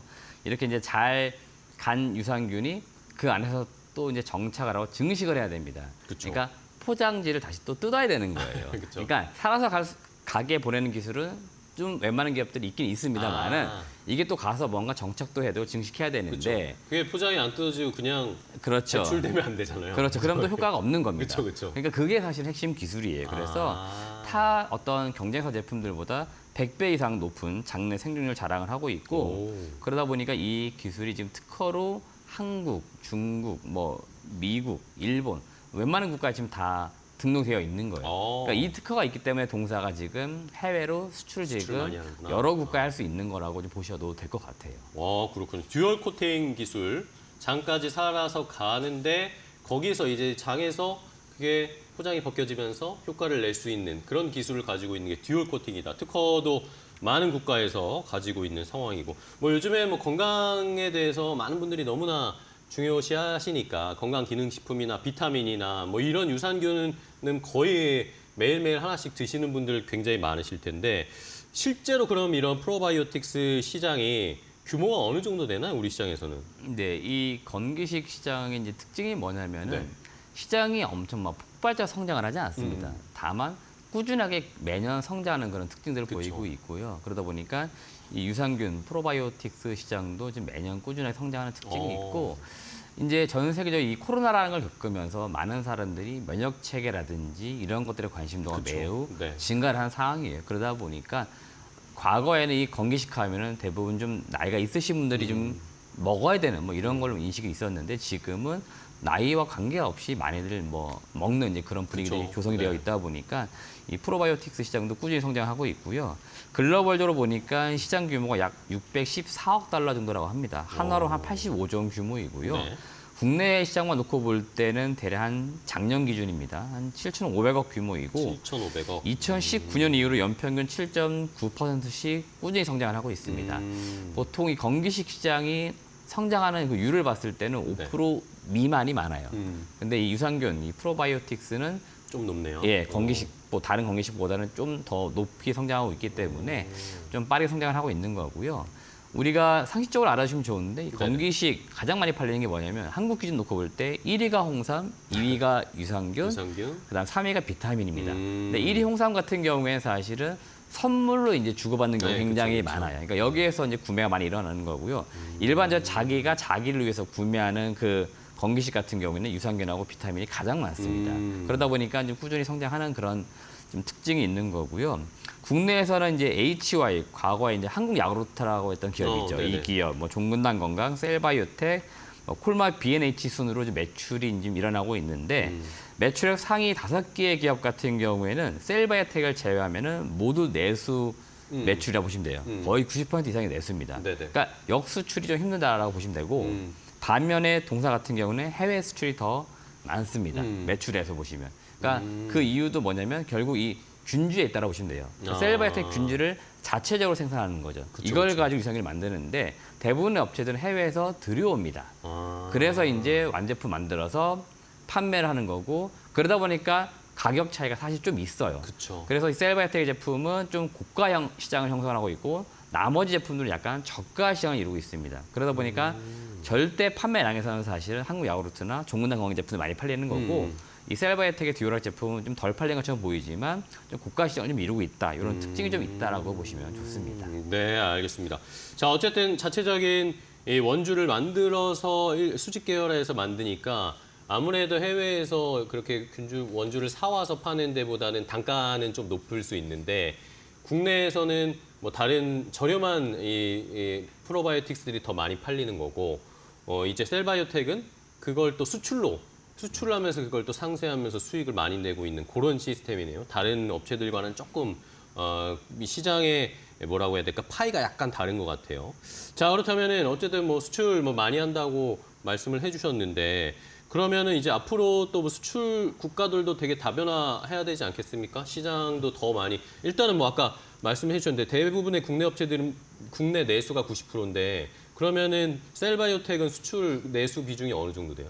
앞서 말씀드렸는데 대략 올해 기준 이제 60%를 넘어가는 것 같아요. 그러니까 6대 4 점점 정도인가요? 네, 그러니까 작년까지만 해도 국내 매출이 사실 더 많았습니다.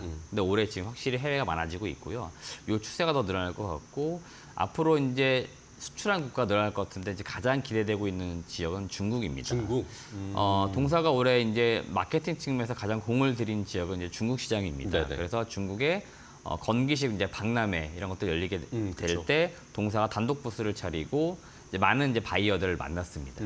그래서 이렇게 바이어들을 만난 이후에 또 그 기업체들이 또 셀바이오텍 본사 방문도 하고 이런 과정이 올해 몇 차례 좀 있었고요. 네. 지금도 협의 중에 있습니다. 그러니까 협의라고 하는 것들은 뭐냐면은 이 제품이라고 하는 게 있다고 해서 바로 사가는 게 아니죠. 그쵸. 그러니까 중국의 어떤 특성이 좀 있기 때문에 그 특성에 시장만의 맞게 특성이 있겠죠. 그 어떤 제품의 스펙도 맞춰야 되고 그쵸. 또 통과 기준도 있어야 됩니다. 그래야 제품 팔릴 수 있기 때문에 그런 것들을 좀 맞추는 단계에 있는 거예요. 그렇기 때문에 지금 자막에 나오고 있지만 중국의 10대 제약사 그 안쪽에 들어오는 기업입니다. 꽤나 매출 규모가 큰 기업하고 지금 협의 중에 있고 특정 한 개 기업과 하고 있는 건 아니에요. 여러 기업까지 복수로 지금 이야기를 나누고 있기 때문에 결국 셀바이오텍 입장에서 제품을 생산해서 중국 이제 제약사가 됐든 유통사가 됐든 갖다 주면 그 업체들이 중국 시장에 이제 다시 유통을 하는 이런 구조가 될 것 같고 이렇게 되면서 중국 시장이 좀 침투하는 것을 기대하는 것들이고요. 그동안 사실 중국에 못 들어갔던 건 아니에요. 그러니까 어떻게 보면 안 들어가는 거죠. 왜 안 그러냐면 들어갔죠?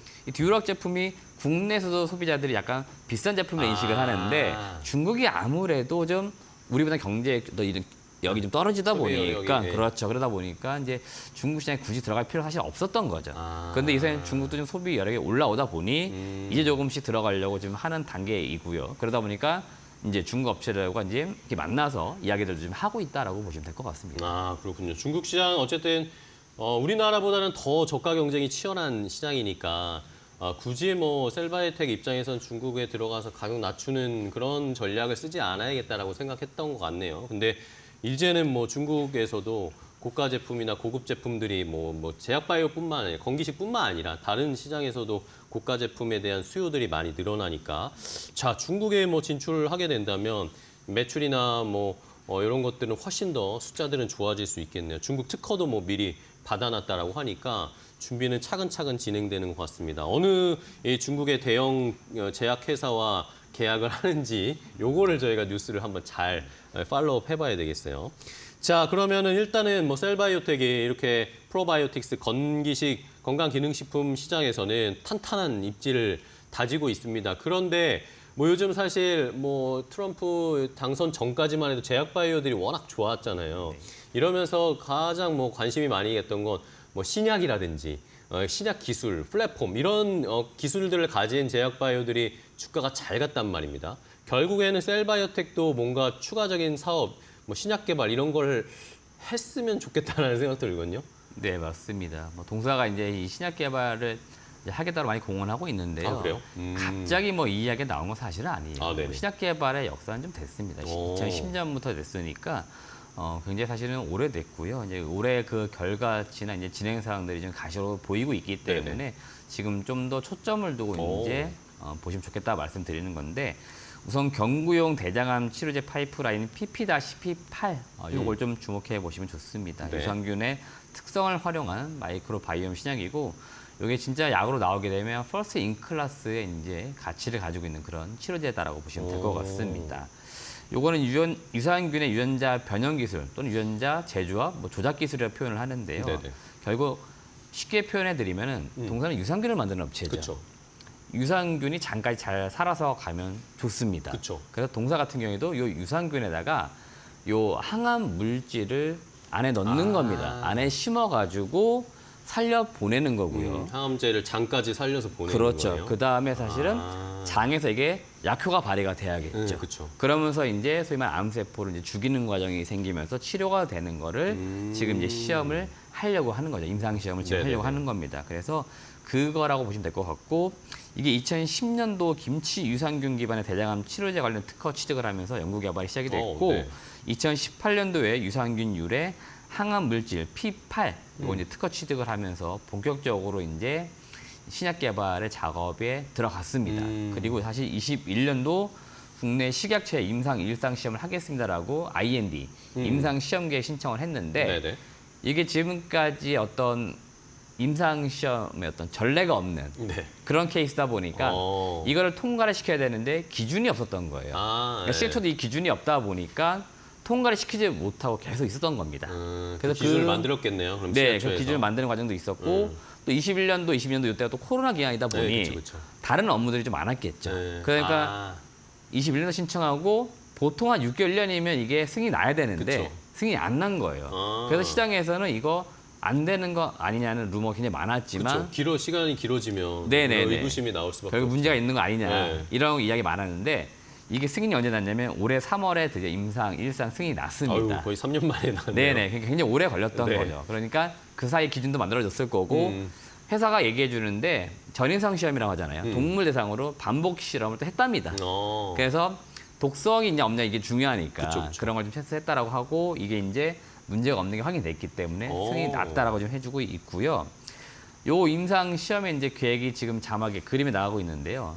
일단은 올해 연내, 뭐 빠르면 12월, 뭐 늦어도 25년도 1월부터 해서 시작한다 이런 계획을 잡고 있는 것 같고, 네. 26년도 6월 달에 임상 일상을 마무리 짓겠다 이런 기본 계획을 좀 잡고 있고요.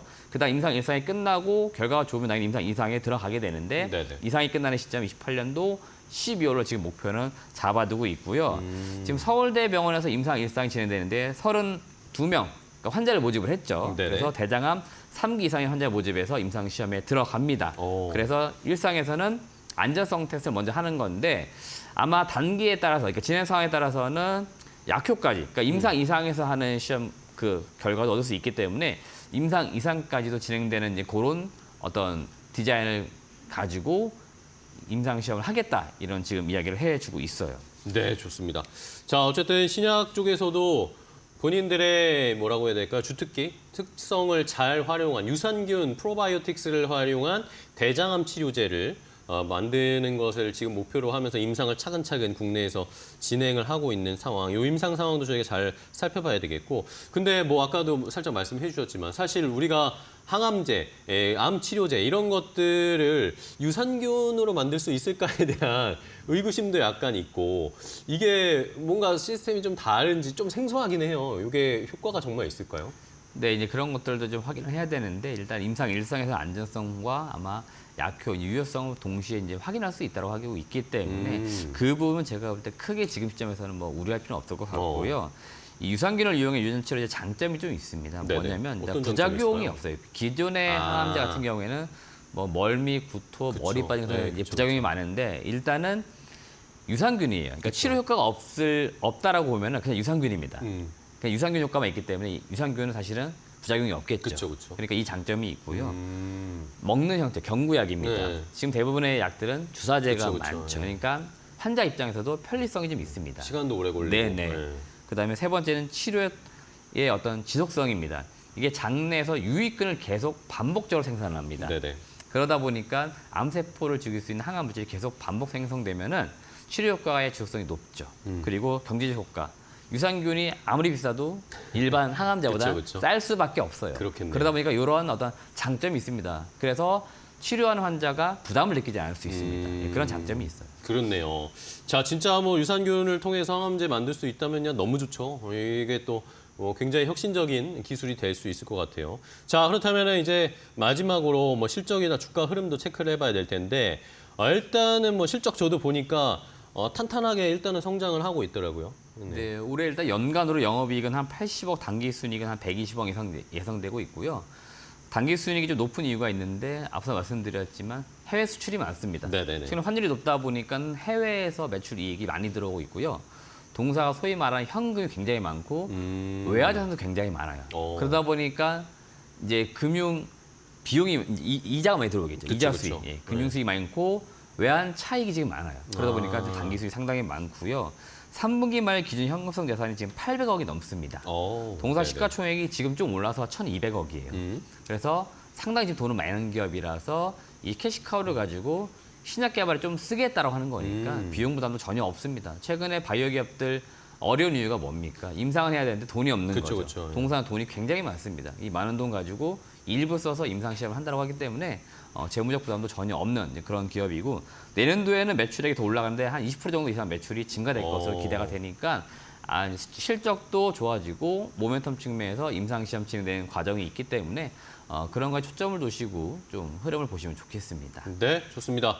자, 셀바이오텍을 직접 기업 탐방하시고 이재모 대표님이 여러 가지 분석을 해주셨는데 일단은 뭐 이 프로바이오틱스로 탄탄하게 캐시카우로 현금을 많이 쌓아두면서 이 대장암 치료제, 이 프로바이오틱스를 통한 대장암 치료제를 개발하는데 이제 그런 현금들을 투입하고 중국 진출도 지금 타개하고 있고 여러 상황 좋습니다. 주가는 뭐 올해 봄 여름에 한번 급등을 했다가 지금은 약간 정체에 있는 상황인데 앞으로 어느 정도까지 좀 상승 탄력, 아까 말씀해주신 그런 뉴스들을 좀 체크하면서 좋은 타이밍을 한번 수익 낼 수 있는 타이밍 잡아보도록 하겠습니다. 자, 오늘 기업인사이트 크로스 리서치의 이재모 대표와 함께 얘기 나눴는데요. 오늘 좋은 기업 소개해 주셔서 감사하고요. 다음 시간에 또 뵙도록 하겠습니다. 고생 많으셨습니다. 네, 고맙습니다. 고맙습니다.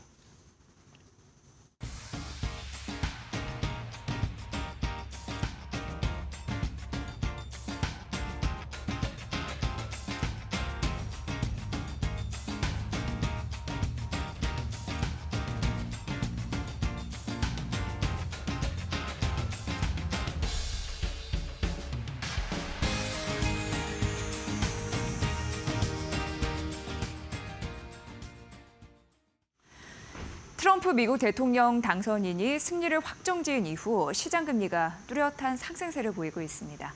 최근 미국 10년물 국채 금리는 연 4.5%로 상승했고 최대 연 5%까지 오를 것이다 라는 전망도 나오죠.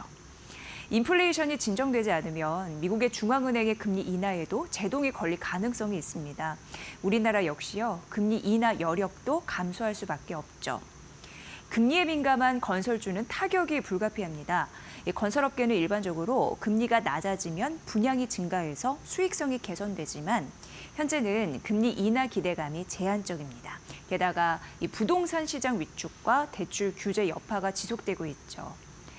특히 대우건설에 대한 우려가 커지고 있습니다. 이 국내 주택 사업 비중이 높습니다. 대우건설은 국내 부동산 경기 침체 영향을 상대적으로 더 크게 받을 수 있습니다. 실제 그렇고요. 주택 건축 부분 수익성 악화로 대우건설이 3분기 부진한 실적을 기록했습니다.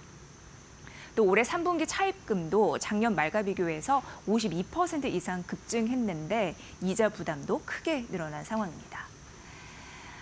작년에 창립 50주년을 맞은 대우건설인데요. 이 침체된 국내 건설 시장을 극복하기 위한 돌파구로 해외 시장 개척에 적극 나서고 있는데 겹 악재를 만난 대우건설. 이 해외 시장 개척이 생존 전략이 될지 지켜봐야겠습니다. 이지혜의 뷰였습니다.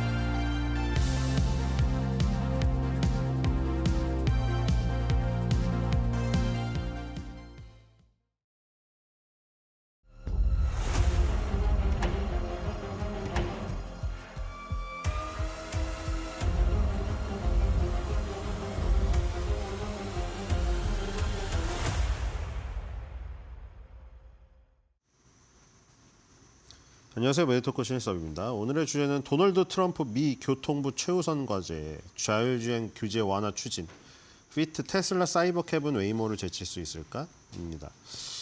자, 마러라고 리조트에 그 모였던 3명에 대한 얘기 계속 드렸는데요. 데이나 화이트, 앨런 머스크, 트럼프 3명에서 머리를 맞대고 뭔가 굉장히 골똘히 얘기를 하는 그 모습. 거기 아무 관계가 없는 관계자들이 무슨 갑자기 머리 맞대고 뭐 찐겜뽀를 하겠습니까? 당연히 얘기를 드렸죠. 이번 정권의 핵심 실세이자 이번 정권의 중요한 포인트 스토리를 보여주는 단 하나의 사진이었다고. 자, 그래서 결국 뉴욕 메디슨 스퀘어 가든에서 열렸던 이 그 UFC 헤비급 메인 이벤트에 앨런 머스크랑 트럼프 대통령이 깜짝으로 등장을 했죠. 데이너 화이트가 존 존스 선수의 챔피언 벨트를 직접 메어주었고요. 물론 UFC 이전에 WWE 빈스 맥만 회장과 굉장히 친하게 지냈던 그 이력 때문에 지금 이제 빈스 맥만 회장의 따님이죠. 따님 그리고 그 예전에 프로레슬러 선수로 활동했던 그 선수가 이제 실질적으로 이끌고 있는데 그 두 부부예요. 둘이 결혼했어요. 부부도 참석을 했죠. 자, 거기서 느낄 수 있듯이 이제 앞으로 격투기의 세계는 넷플릭스에서 중계가 되는 것뿐만 아니라 트럼프 시대에 엄청나게 중흥기를 열 것이다. TK그룹 홀딩스 계속 강조했는데 연이틀 급등하더라고요. 자, 그 다음은 이제 앨런 머스크겠죠. 당연히 데이나 화이트의 지금 주요 무대에 나타났으면 앨런 머스크의 주요 무대도 당연히 나타날 게 뻔한 사실이죠. 계속 얘기 드렸죠. 오늘 당연히 나타났죠. 스페이스X의 6번째 시험 발사 현장, 텍사스까지 날아갔습니다. 자, 물론 이번에는 5번째처럼 집게로 다시 잡는 걸 실패했어요. 1단과 2단이 있는데 1단은 바다에 떨어졌고요. 2단은 우주에서 산화됐습니다. 자, 어쨌든 나타났다는 게 중요하죠. 1, 2, 3, 4차 발사 때는 집게로 잡는 게 실패했고 대선 중간에 5차 발사가 있었을 때 바로 집게로 그 로켓을 다시 추진체를 잡았죠. 그래서 트럼프가 이건 일론만이 할 수 있고 엄마가 아이를 안는 것 같았다. 근데 그 현장을 오늘 직접 봤으면 좋았겠는데 오늘 일단 실패를 했지만 7차, 8차, 9차 계속 쏘겠죠. 중요한 거는 그 중요한 장면 앨런 머스크 옆에 트럼프가 있었다는 겁니다. 자, 그 다음에 이제 스페이스 X가 나왔으니까요. 뭐가 나오겠습니까? 테슬라가 나오겠죠. 자, 테슬라가 지금 가장 주력으로 하고 있는 건 뭡니까? 자율주행이죠. 지금 사실 좀 뒤쳐졌어요. 지금 구글의 웨이모는 샌프란시스코에서 지금 열심히 지금 현재도 자율주행을 하고 있으며 그리고 중국은 우한이라는 도시에서 그러니까 지금 미국은 샌프란시스코, 중국은 우한에서 완전히 그냥 대규모 실험장이 되고 있죠. 그런 가운데 지금 테슬라는 로보택시를 내놓는다고 했지만 이름이 사이버캡인데 지금 늦었습니다. 왜냐하면 사이버캡은 페달도 없고 핸들도 없거든요. 그래서 이 텍사스에서 주로 합니다. 샌프란시스코보다 텍사스가 규제가 완화된 곳이거든요. 규제가 좀 느슨한 곳이거든요. 그러니까 이런 게 그 미국은 문제예요. 50개 주가 전부 다 법이 틀리다 보니까 연방 정부 차원에서 뭔가 통일된 법을 내놔서 이거를 잡는 게 필요한데 그러려면 강력한 리더십이 필요하거든요. 이번에 됐죠. 트럼프 대통령에다가 입법부, 사법부까지 다 장악을 하고 상원, 하원까지 다 먹어버렸어요. 그래서 연방 정부, 무전 주지사만 민주당이 가져갔는데 연방 정부의 차원에서 통일된 법을 내놓고 앨런 머스크를 밀어주고 이러면 이제 더 적극적으로 지금 발전이 가능하겠죠. 지금 자율주행이 0단계에서 6단계까지 되어 있는 5단계니까 0단계에서 5단계니까 6단계죠. 0부터 시작이니까요. 0은 당연히 자동화가 없는 주행 단계고요. 운전자가 완전히 제어되며 자동화 기술이 아예 없는 단계입니다. 당연히 안정성 제어, 사각지대 경고 같은 지원 및 경고 시스템이 반드시 있어야 되고 지금 현재 도로를 달리는 대부분의 자동차는 레벨 0이죠. 대부분의 사람들이 타는 게. 자, 이제 레벨 1으로 가면은 어댑티드 크루즈 컨트롤이라는 혹은 차선 유지 보조 그런 지원 시스템이 이제 운전자를 도와주게 됩니다. 그래서 운전자 지원이라는 단계가 1단계입니다. 근데 운전자가 지원을 받지만 당연히 그냥 지원이지요. 언제든지 제어할 준비가 되어 있어야 돼요. 여기서 무슨 졸거나 딴짓을 하면 안 됩니다. 운전자가 중심이기 때문에. 자, 레벨 2로 가면은 조금 더 운전자가 여전히 주의를 기울이고 감독해야 하는 단계라고 나와 있지만 부분 주행 자동화라는 게 들어갑니다. 여기서 이제 ADAS라는 그 개념이 등장을 하죠. 첨단 주행 보조 시스템. 이것도 마찬가지로 보조입니다. 보조. 절대 이거를 믿고 무슨 음주운전을 하거나 방심하거나 전방 주시 의무를 소홀히 하면 안 되겠죠. 제동 가속 조향과 같은 여러 기능을 수행 가능하고 테슬라의 오토 파일럿 기능이 일반적으로 레벨 2에 속하는 단계에서 진화되기 시작하고 있습니다. 레벨 3는 조건부 주행 자동화로 되어 있는데 이 시점 이후부터는 운전석에 앉아있지 않더라도 운전하는 것으로 간주되지 않는 단계니까 조금 변화가 큽니다. 차량은 인공지능을 사용해서 모든 주행을 작업을 처리할 수가 있고요. 하지만 여기도 여전히 비상 상황 및 시스템 오류가 발생할 경우에는 반드시 드라이버가 계속 있어야 하는 단계입니다. 예를 들어 혼다에서 만든 것 중에 교통 체증 파일럿이 있고요. 벤츠에서 만든 것이 드라이브 파일럿이 있습니다. 요 정도 수준이 레벨 3를 말하는 것이고요. 자, 레벨 4부터 이게 이제 운전자가 스티어링 휠과 페달을 잃는 곳이라고 표현이 되어 있습니다. 완전히 자율적이고 속도나 특정 지리적 영역에 의해 제한을 받는데 시스템 고장 및 비상사태가 발생될 때 아까 레벨 3에서는 드라이버가 제어를 해야 되지만 여기서는 차량이 스스로 속도를 줄이고 차를 세우거나 정지가 가능합니다. 바로 무인 택시 또는 대중교통, 바로 구글의 웨이모나 우한에서 지금 운행되고 있는 그런 차들에게 지금 적용이 되는 단계죠. 자, 레벨 5 이게 바로 지금 테슬라의 로보택시 명명하기로는 사이버캡이 지금 추구하는 단계인데 이걸 자율주행차의 성배라고 부르는 단계입니다. 이 수준에서 인간은 완전히 불필요하게 되죠. 물론 이게 아까 말한 대로 법이 통과가 돼야 되는데 지금 트럼프가 이 법을 완전히 확 풀 것만 같은 지금 제스처를 취하고 지금 일련의 과정이 지금 앨런 머스크의 어떤 굉장히 전폭적인 지원을 해준 것으로 나오기 때문에 기대를 하고 있는 것이죠. 물론 그것도 있습니다. 테슬라의 지금 사이버캡이 이 정도 수준에 이르렀냐. 두 개의 문제가 있어요. 법을 풀어주는 거는 이제 트럼프 정권에서 해야 되는 것이고 앨런 머스크가 해야 될 것은 그 법이 풀어졌을 때 그만큼의 자율주행 5단계에 맞는 성능이 있는가 지금 과연. 지금 두 개의 문제가 있어요. 이 수준에서 일단 인간은 완전히 불필요하게 됩니다. 이 이론상에서는. 그러니까 인간은 할 게 뭐냐면 페달도 없고 핸들도 없기 때문에 놀아야죠. 놀면 됩니다. 목적지를 설정하고 편안히 앉아서 타는 것을 즐기기만 하면 단계. 차량은 어떤 상황 모든 조건에서 스스로 주행 가능한 단계입니다. 자, 그렇다고 해서 그 문제까지 해결된 거 아닙니다. 이래서 이제 사람들이 이제 벌써 논하고 있는 게 그거죠. 그럼 과연 이 차 안에서 그냥 넷플릭스 보면서 즐기고 떠들면서 술 마셔도 돼? 그런 거에 대한 문제는 이제 해결해야 되는 문제예요. 그런 거에 대한 질문은. 어쨌든 간에 이론상으로는 지금 5단계 같은 경우에는 자율주행차의 성배 단계다. 바로 이것을 지금 꿈꾸고 있습니다. 뒤로 가겠습니다. 자, 그래서 이제 외관은 공개가 됐고 그때 이제 뭐 파티를 한다고 옵티머스라는 로봇하고 이 지금 자동차의 모습까지 나왔습니다. 그리고 킴 카다시안이 지금 올렸는데 뭐 지금 밝혀지진 않았어요. 킴 카다시안이 어떤 경로로 올렸는지 딥페이크 영상인지 자기 지금 X에다가 올렸어요. 옵티머스랑 하트, 옵티머스 보고 너 하트 그려봐 시키고 이 테슬라 여기 로보택시 뒤 트렁크 여는 장면을 지금 영상으로 올려놨습니다. 킴 카다시안이. 근데 그게 어떤 루트로 지금 받았는지는 얘기가 아직 안 나오고 있고요. 뒤로 가겠습니다. 자, 우리나라 SK증권 리서치에서 나온 겁니다. 자율주행 시장도 바닥 국면이라고 지금 뭐 이렇게 얘기를 하고 있네요. 배터리 가격이 하락하고 자율주행 센서 가격이 하락해서 저가 전기차가 출시되고 신규 차량, 자동차에서 소비자의 구매욕을 끌릴 수 있는 기능이 무엇이 있을까 해서 빨간 글씨로 이렇게 해놨네요.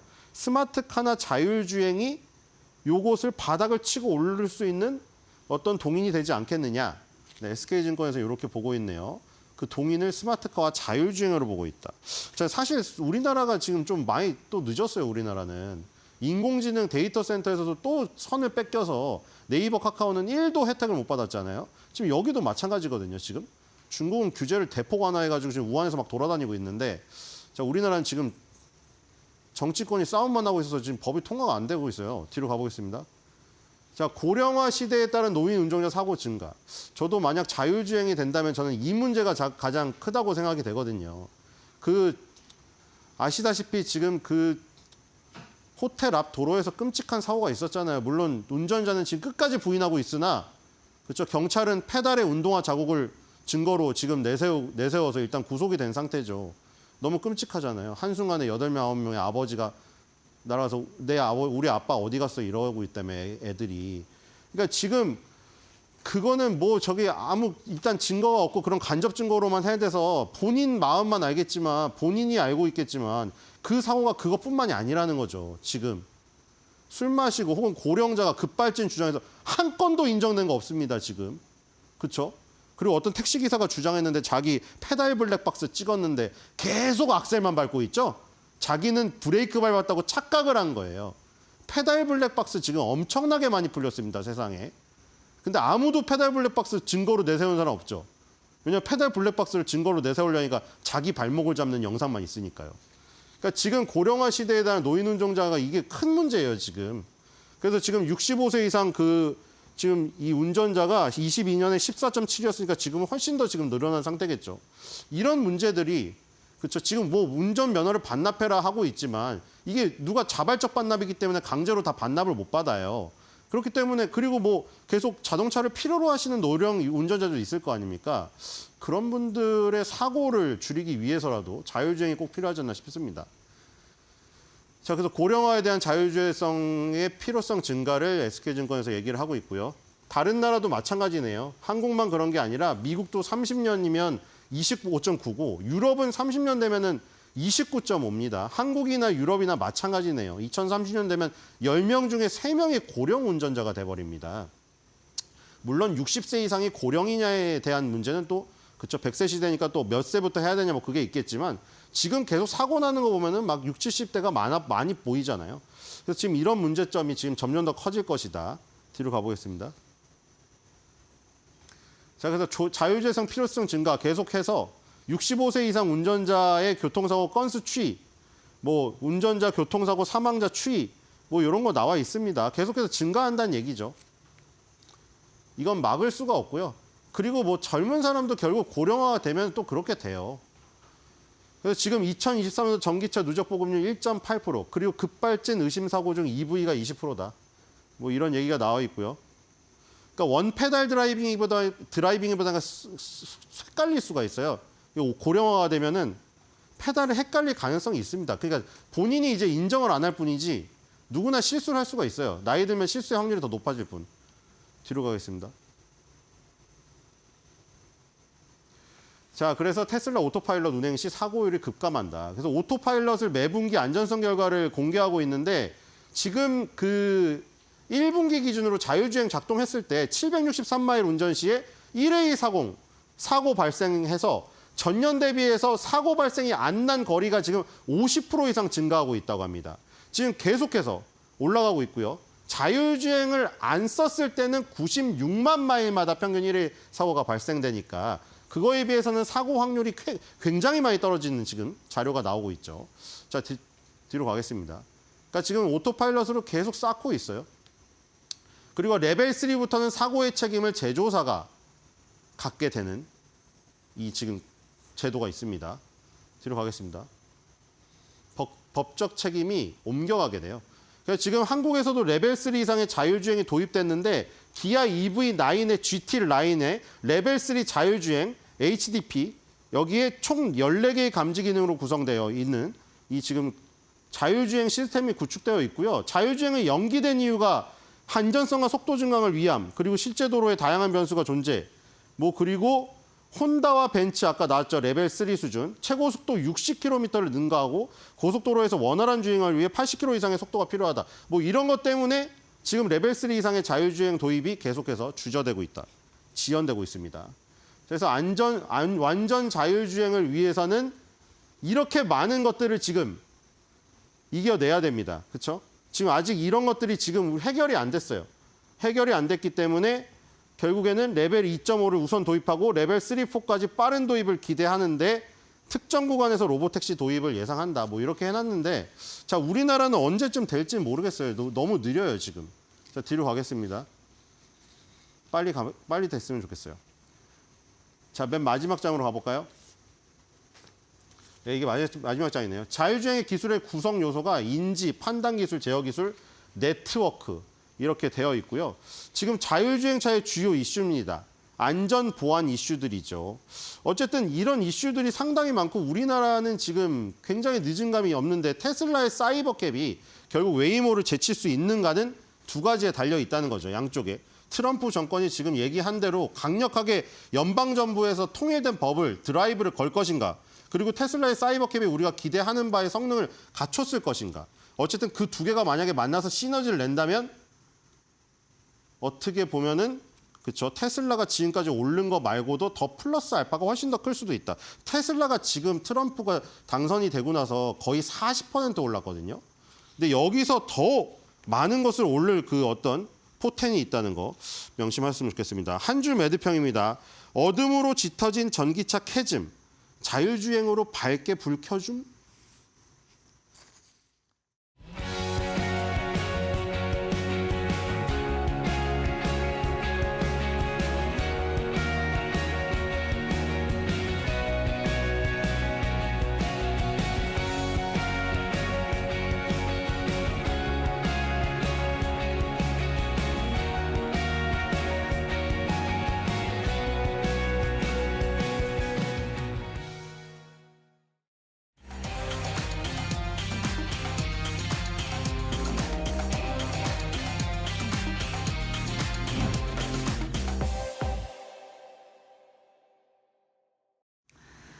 네, 대담한 대담 시작하겠습니다. 트럼프 텐트럼에 빠진 한국 증시. 오늘은 이에 대해서 좀 분석을 해드릴 텐데요. 박순혁 작가와 함께하겠습니다. 작가님 어서 오세요. 네, 안녕하십니까. 네, 자 텐트럼, 트럼프 텐트럼. 약간 용어가 어렵게 느껴질 수도 있어서 예, 예. 어떤 얘기인지 좀 찬찬히 좀 풀어주십시오. 예. 이 네, 트럼프 텐트럼, 이제 텐트럼은 이제 발작이라고 우리말로 이제 그 해석이 가능한데 예. 이제 트럼프 발작 현상, 트럼프 텐트럼은 2016년에 이제 그 처음 나온 용어고요. 그러니까 이제 트럼프 그 처음 당선됐을 때, 그러니까 지금으로부터 이제 8년 전에 나온 용어고요.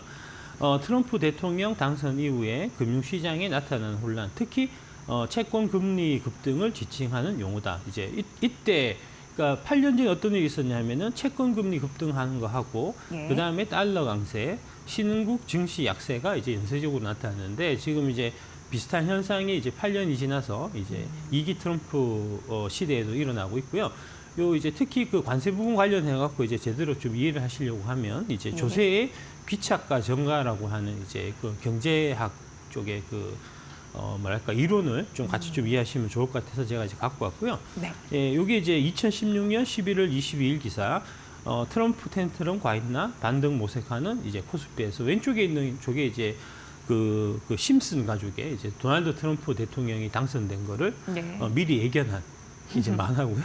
예. 네네. 오른쪽에 이제 보시듯이 이제 저런 식으로 움직였다는 거고요. 다음 장 한번 보여주시면 이때 당시에 이제 2016년입니다. 이 기사는 박중재 메리츠 종검증권 연구원이 11월 들어서 금융시장에 나타난 트럼프 발작의 본질은 불확실성이라는 겁니다. 그러니까 이제 지금 특히 대한민국에서 이제 트럼프 대통령 관련해서 이제 되게 뭐랄까 어떤 식으로 행동할지 예측할 수 없는 좀 독재자 이런 좀 느낌이 있어갖고 이제 네. 그런 식으로 많이 언론에서 이제 묘사를 하기 때문에 트럼프 관련돼서 앞으로 어떤 일이 일어날지 모른다는 이제 그 불확실성 자체, 트럼프의 정책보다는 트럼프가 어떤 일을 할지 모른다는 이제 불안감, 이제 주식시장은 원래 이제 불확실성을 제일 싫어하는 거니까요. 이제 그런 부분들이 좀 많이 반영되는 이제 그런 형태로 보시면 될 것 같고 이때에도 이제 전 세계적으로 국채 금리가 이제 급등한 현상이 있었다. 이제 그렇고요.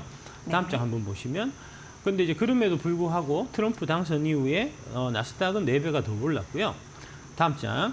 한국 증시는 어땠냐? 한국 증시는 트럼프 텐트럼 이후에 2017년에 장이 되게 좋았습니다. 이제 트럼프 당선돼서 신흥국 증시 위주로 많이 빠졌다고 말씀드렸잖아요. 그래서 이제 트럼프 당선되면은 신흥국들이 이제 뭐 관세라든지 되게 힘들 거다라고 이제 초반에 예상했었는데 이제 2017년 돼서 보니까 막상 그런 일은 나타나지 않았고 그게 이제 불확실성 해소로 이제 나와서 2,607포인트까지 이제 무려 1년 동안에 35%가 오르는 이제 아주 강세장이 이제 연출됐었고요. 네. 아마 이제 우리 대한민국의 2025년도 좀 그렇게 되지 않겠나 이제 그렇게 일단 보고 있습니다. 네. 다음 장 한번 보여주시면 이제 요번에 당선되고 나서 나타나고 있는 트럼프 텐트럼 현상에 관해서 말씀드리겠습니다. 이제 마찬가지로 8년 전처럼 지금도 이제 미국 국채가 상승하는 10년물 이제 5% 찍나 뭐 이런 얘기 지금 나오고 있고요. 네. 다음 이것도 장. 예. 나오더라고요. 정말 5%를 찍을까. 예. 사실 이제 트럼프 당선인은 아시다시피 다혈질이고 공격적인 태도가 있기 때문에 그런 느낌으로 시장도 발작을 하지 않을까. 그에 대한 리스크가 좀 깔려 있는 것 같긴 해요. 심리적으로. 그렇습니다. 사람들이 이제 8년 전에 한번 당해봤는데 이제 같은 거를 이제 또 당한다고 하는 게 저는 사실 좀 이해가 안 되는데 이제 좀 시장은 좀 그렇게 움직이고 있습니다. 학습 효과가 있는데 학습을 못 하시더라고. 그때도 별일이 없었는데 그렇게 느끼시는 거죠? 그렇습니다. 다음 보시면 트럼프 1기에는 이제 우선순위가 감세, 이란, 관세다. 그래서 이제 감세가 이제 가장 좀 뭐랄까 핵심이라고 보시면 될 것 같고요. 이제 감세를 하기 위해서 저기의 감세는 이제 소득세하고 법인세율을 이제 낮추는 거니까 이제 법인세하고 소득세를 낮추게 되면은 이제 그 부족해진 세수 부분만큼을 딴 데서 벌충해야 될 거잖아요. 그거를 이제 관세로 벌충하겠다 하는 얘기가 나오면서 이제 지금 신흥국 증시가 약세를 보이는 현상이 나타나고 있다는 거죠.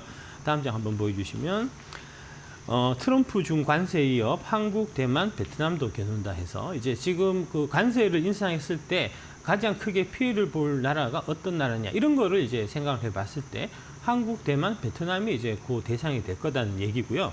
다음 장 한번 보여주시면 이게 이제 표에 보시면 자세하게 나타나고 있습니다. 이제 대미 무역 흑자 기록한 아시아 주요국에서 우리 대한민국이 지난해 이제 미국 흑자가 역대 최대인 444억 달러를 기록했고 대만이 올해 1분기 수출액이 58% 급증해서 246억 달러 대미 흑자를 냈고 그다음에 베트남이 이제 올해 1분기부터 3분기까지 이제 흑자를 900억 달러가 육박했어요. 그러니까 이제 저거는 이제 중국에 대해서 계속해서 관세를 많이 물리니까 중국에 있는 이제 공장들이 베트남으로 이전을 해서 베트남을 거쳐서 이제 미국으로 수출하는 현상이 발생하다 보니까 지금 베트남이 이제 제일 대미 무역 흑자는 이제 많은 나라 이제 이렇게 돼서 이 한국, 대만, 베트남 이 세 개의 나라가 이제 이번에 트럼프 텐트럼에 따른 이제 영향을 좀 받고 있는 이제 그런 상황이고요. 그거를 이제 제가 자료를 좀 보여드리겠습니다.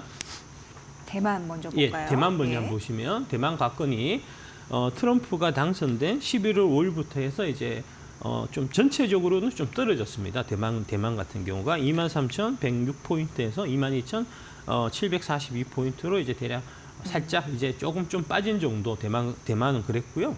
다음 장 보여주시면 베트남은 좀 많이 좀 떨어졌습니다. 예, 그렇고 다음 장. 예. 항생 이제 홍콩이죠. 이제 중국도 이제 트럼프 관세에 되게 이제 큰 타격을 받을 거다라고 이제 지금 얘기가 나오고 있기 때문에 항생이 좀 빠진 폭이 좀 크게 나타났고요. 다음 장 보여주시면 그다음에 우리나라. 예, 우리나라 코스피도 이제 같은 맥락으로 많이 떨어졌는데 지금 보면 다른 나라에 비해서 지금 코스피 그다음에 뒤에 거도 보여주시죠. 다음 장. 코스닥이요? 예, 코스닥. 예.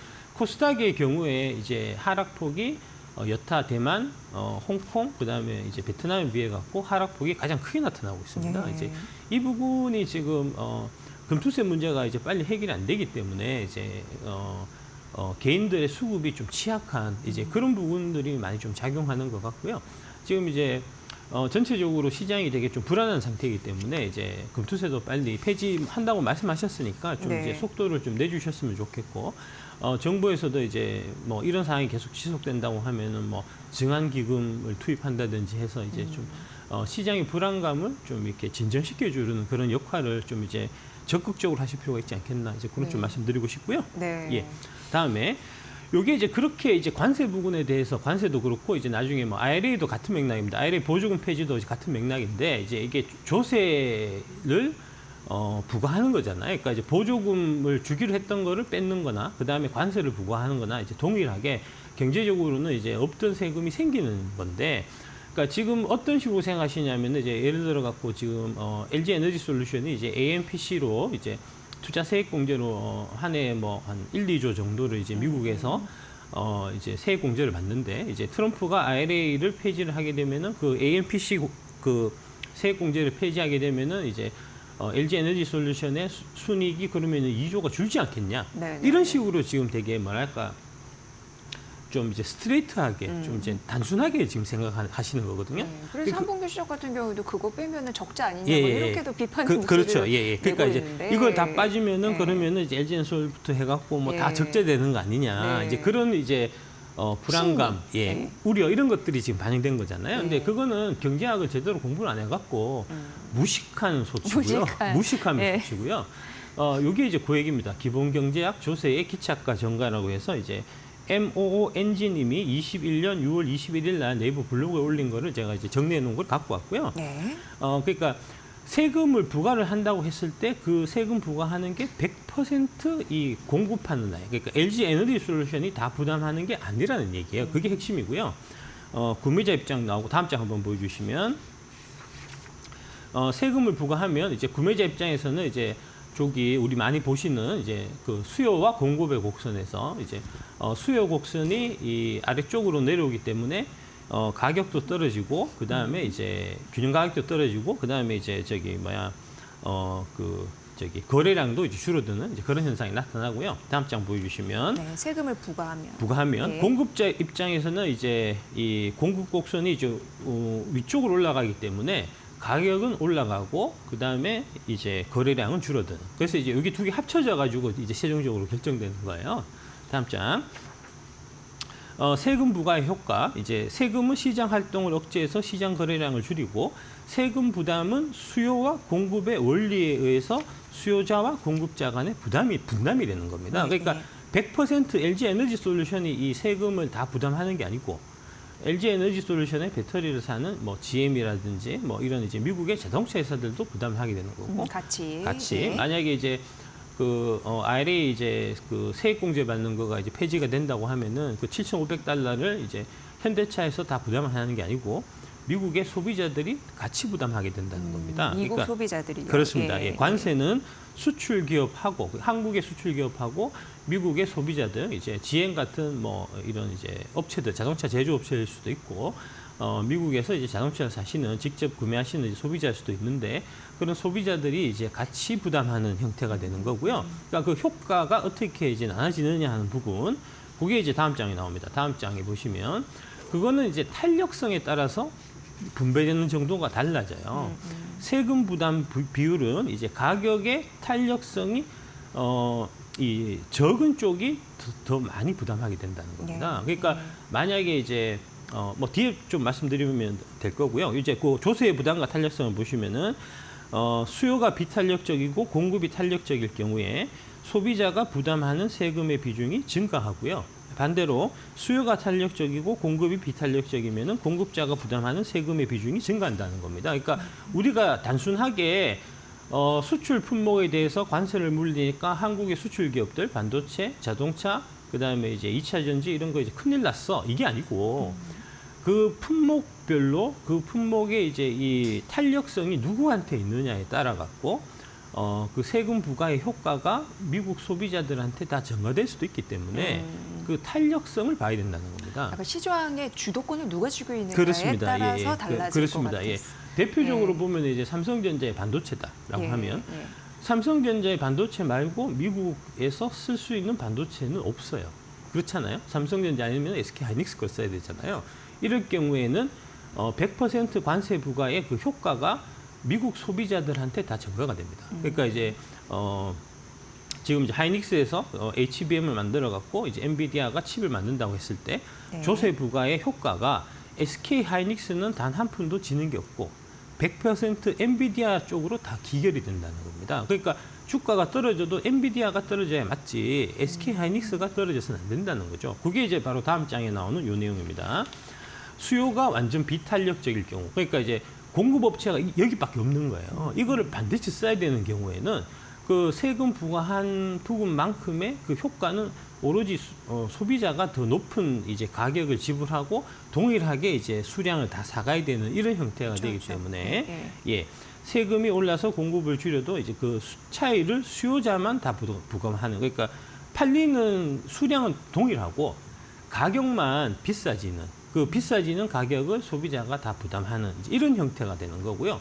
그래서 이제 그런 맥락으로 보면은 특히 이제 한국의 K 반도체, 그 다음에 K 배터리를 대체할 미국 제품이나 또는 외국산 제품이 있냐는 거죠. 이제 외국산 제품의 경우에는 이제 관세는 동일하게 다 부과되는 거니까 미국에는 반도체를 만들지도 않고요.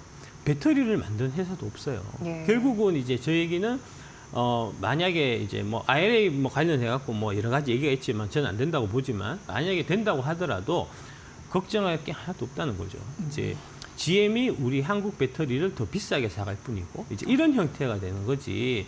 이거를 갖고 뭐 이제 시장이 발작할 사실은 이유는 없다. 이제 시장이 발작을 하는 거는 이제 이런 경제학적인 부분을 전혀 모르기 때문에 나타나는 좀 무식하고 멍청한 행동이다라는 말씀드리고 싶습니다. 이런 거 얘기 들어보면 정말 국가별로 첨단 제조 기술, 경쟁력 우위에 쓰는 게 얼마나 중요한지 그렇습니다. 나타내는 하나의 방증 이런 생각도 드네요. 그래서 이제 그 워렌 버핏의 경우에 이제 가장 중요하게 보신 게 이제 그 해자, 깊고 넓은 해자를 갖고 있냐, 그렇지 않냐. 깊고 넓은 해자를 갖고 있으면 이런 문제도 다 증가가 되기 때문에 전혀 걱정할 필요가 없는 거죠. 그러니까 그런 쪽에 좀 초점을 맞춰서 보시는 게 좋을 것 같고요. 그래서 조세의 귀착과 전가라고 오늘 또 그렇습니다. 제목을 이렇게 또 쫙 지어주셨네요. 그렇습니다. 이제 그래서 이제 요거 관련해 갖고 트럼프 증권 인수팀이 IRA 전기차 세액공제 폐지를 논의하고 있다. 11월 15일 날 이제 지난주 금요일 날 조기사가 나와서 이제 2차 전지가 많이 빠졌고 아마 저런 얘기들이 미리 좀 뭐랄까 좀 누설이 됐던 것 같아요. 그 이전에 이제 많이 빠져서 금요일 날 이제 최종적으로 많이 빠지는 이제 그런 형태가 나타났는데 다음 장 한번 보시면 이거 이제 너무 좀 보도가 좀 과하게 좀 나와서 과하게 불안을 이제 좀 증폭시키는 이제 그런 일이 있어서 산업통상자원부에서 별도로 보도 설명 자료를 냈습니다.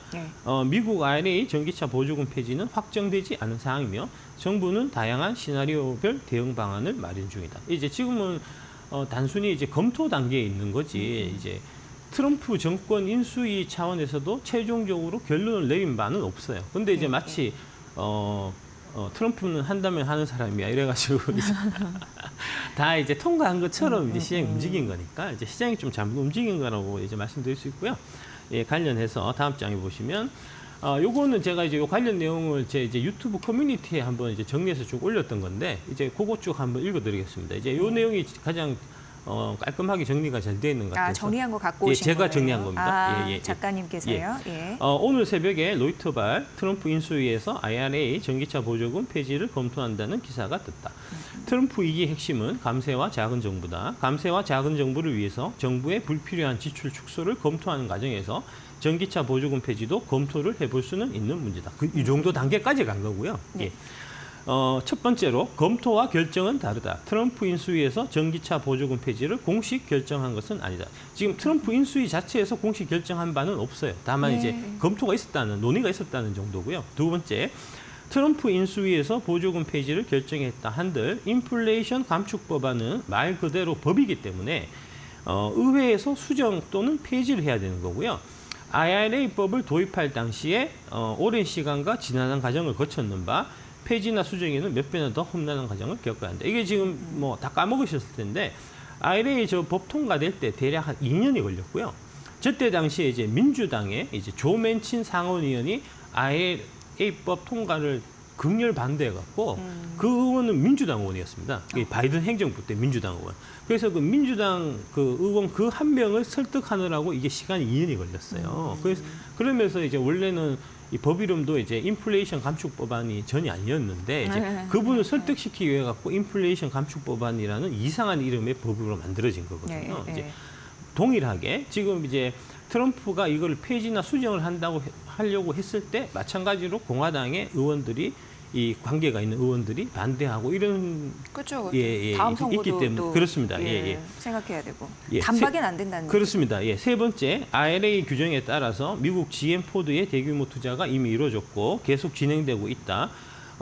관련 공장과 일자리가 지어졌고 생겨났다. 이를 다시 무효로 돌린다면 GM과 포드 그리고 그 지역의 노동자이자 유권자들은 가만히 있겠는가. 네 번째, 트럼프 임기는 4년이고 전기차 전환은 이미 돌아올 수 없는 강을 건넜다. 전기차 세액 공제가 사라진다 한들 임기 내 속도가 늦춰질 수 있겠으나 결국 모든 차가 전기차로 바뀌어가는 긴 여정은 달라질 수 없다. 뭐 뒤쭉 있는데 이제 여기까지만 하고 좀 설명을 드리겠습니다. 3번, 네. 4번 좀 기억하시고요. 다음 장 한번 보여주시면 실제로 이제 제가 말씀드렸던 그 세 번째 내용이 이제 일요일 날 이제 나왔습니다. 다음 장 넘겨주십시오. 네, 미국 전기차 배터리 업계 트럼프 IRA 보조금 폐지에 반대, 투자 일자리 악영. 이게 바로 제가 이제 세 번째 말씀드렸던 그 내용이고요.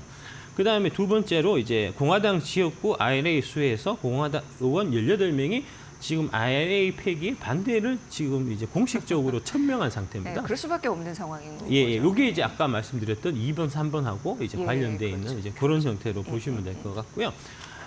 플러스에서 하나 더, 미국은 연방 국가라는 부분을 이해하실 필요가 있습니다. 다음 장에 미국은 연방 국가고 트럼프 임기는 4년이다 해서 이제 캘리포니아주는 2035년까지 대형 트럭 절반을 전기차로 의무화를 하고 2035년에 이제 그 내연기관차 승용차는 못 돌아다니는 게 이제 주법이 있어요. 근데 그 주법하고 연방정부법이 있을 때 주법이 우선합니다.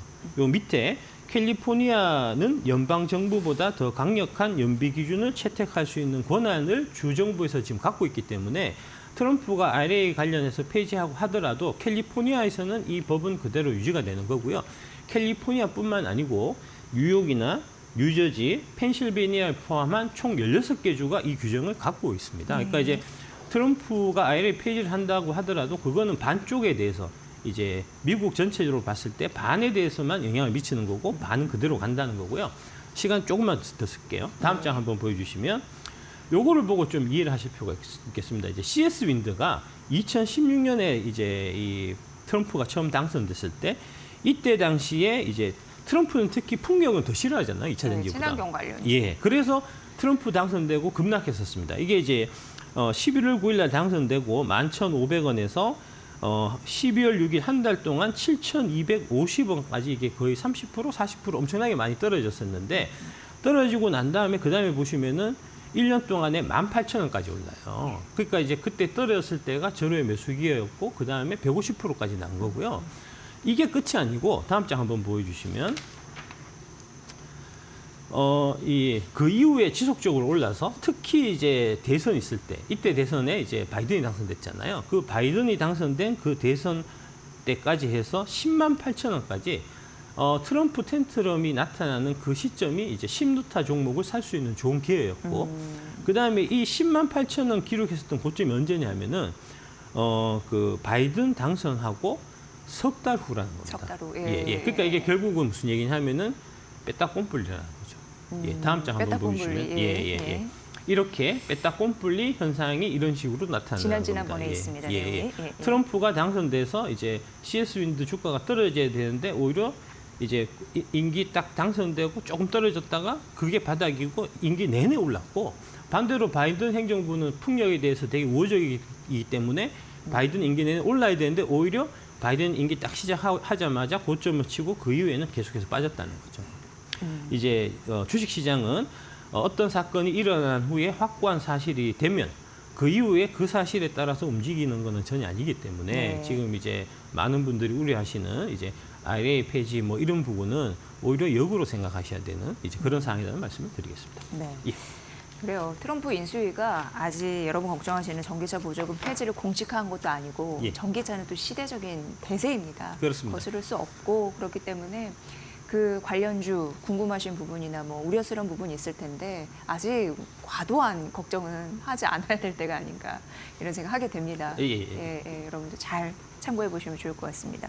무지 탈출에 굉장히 중요한 코너였습니다. 예. 대담한 대담 오늘 박순혁 작가와 함께했습니다. 작가님 잘 들었습니다. 네, 감사합니다.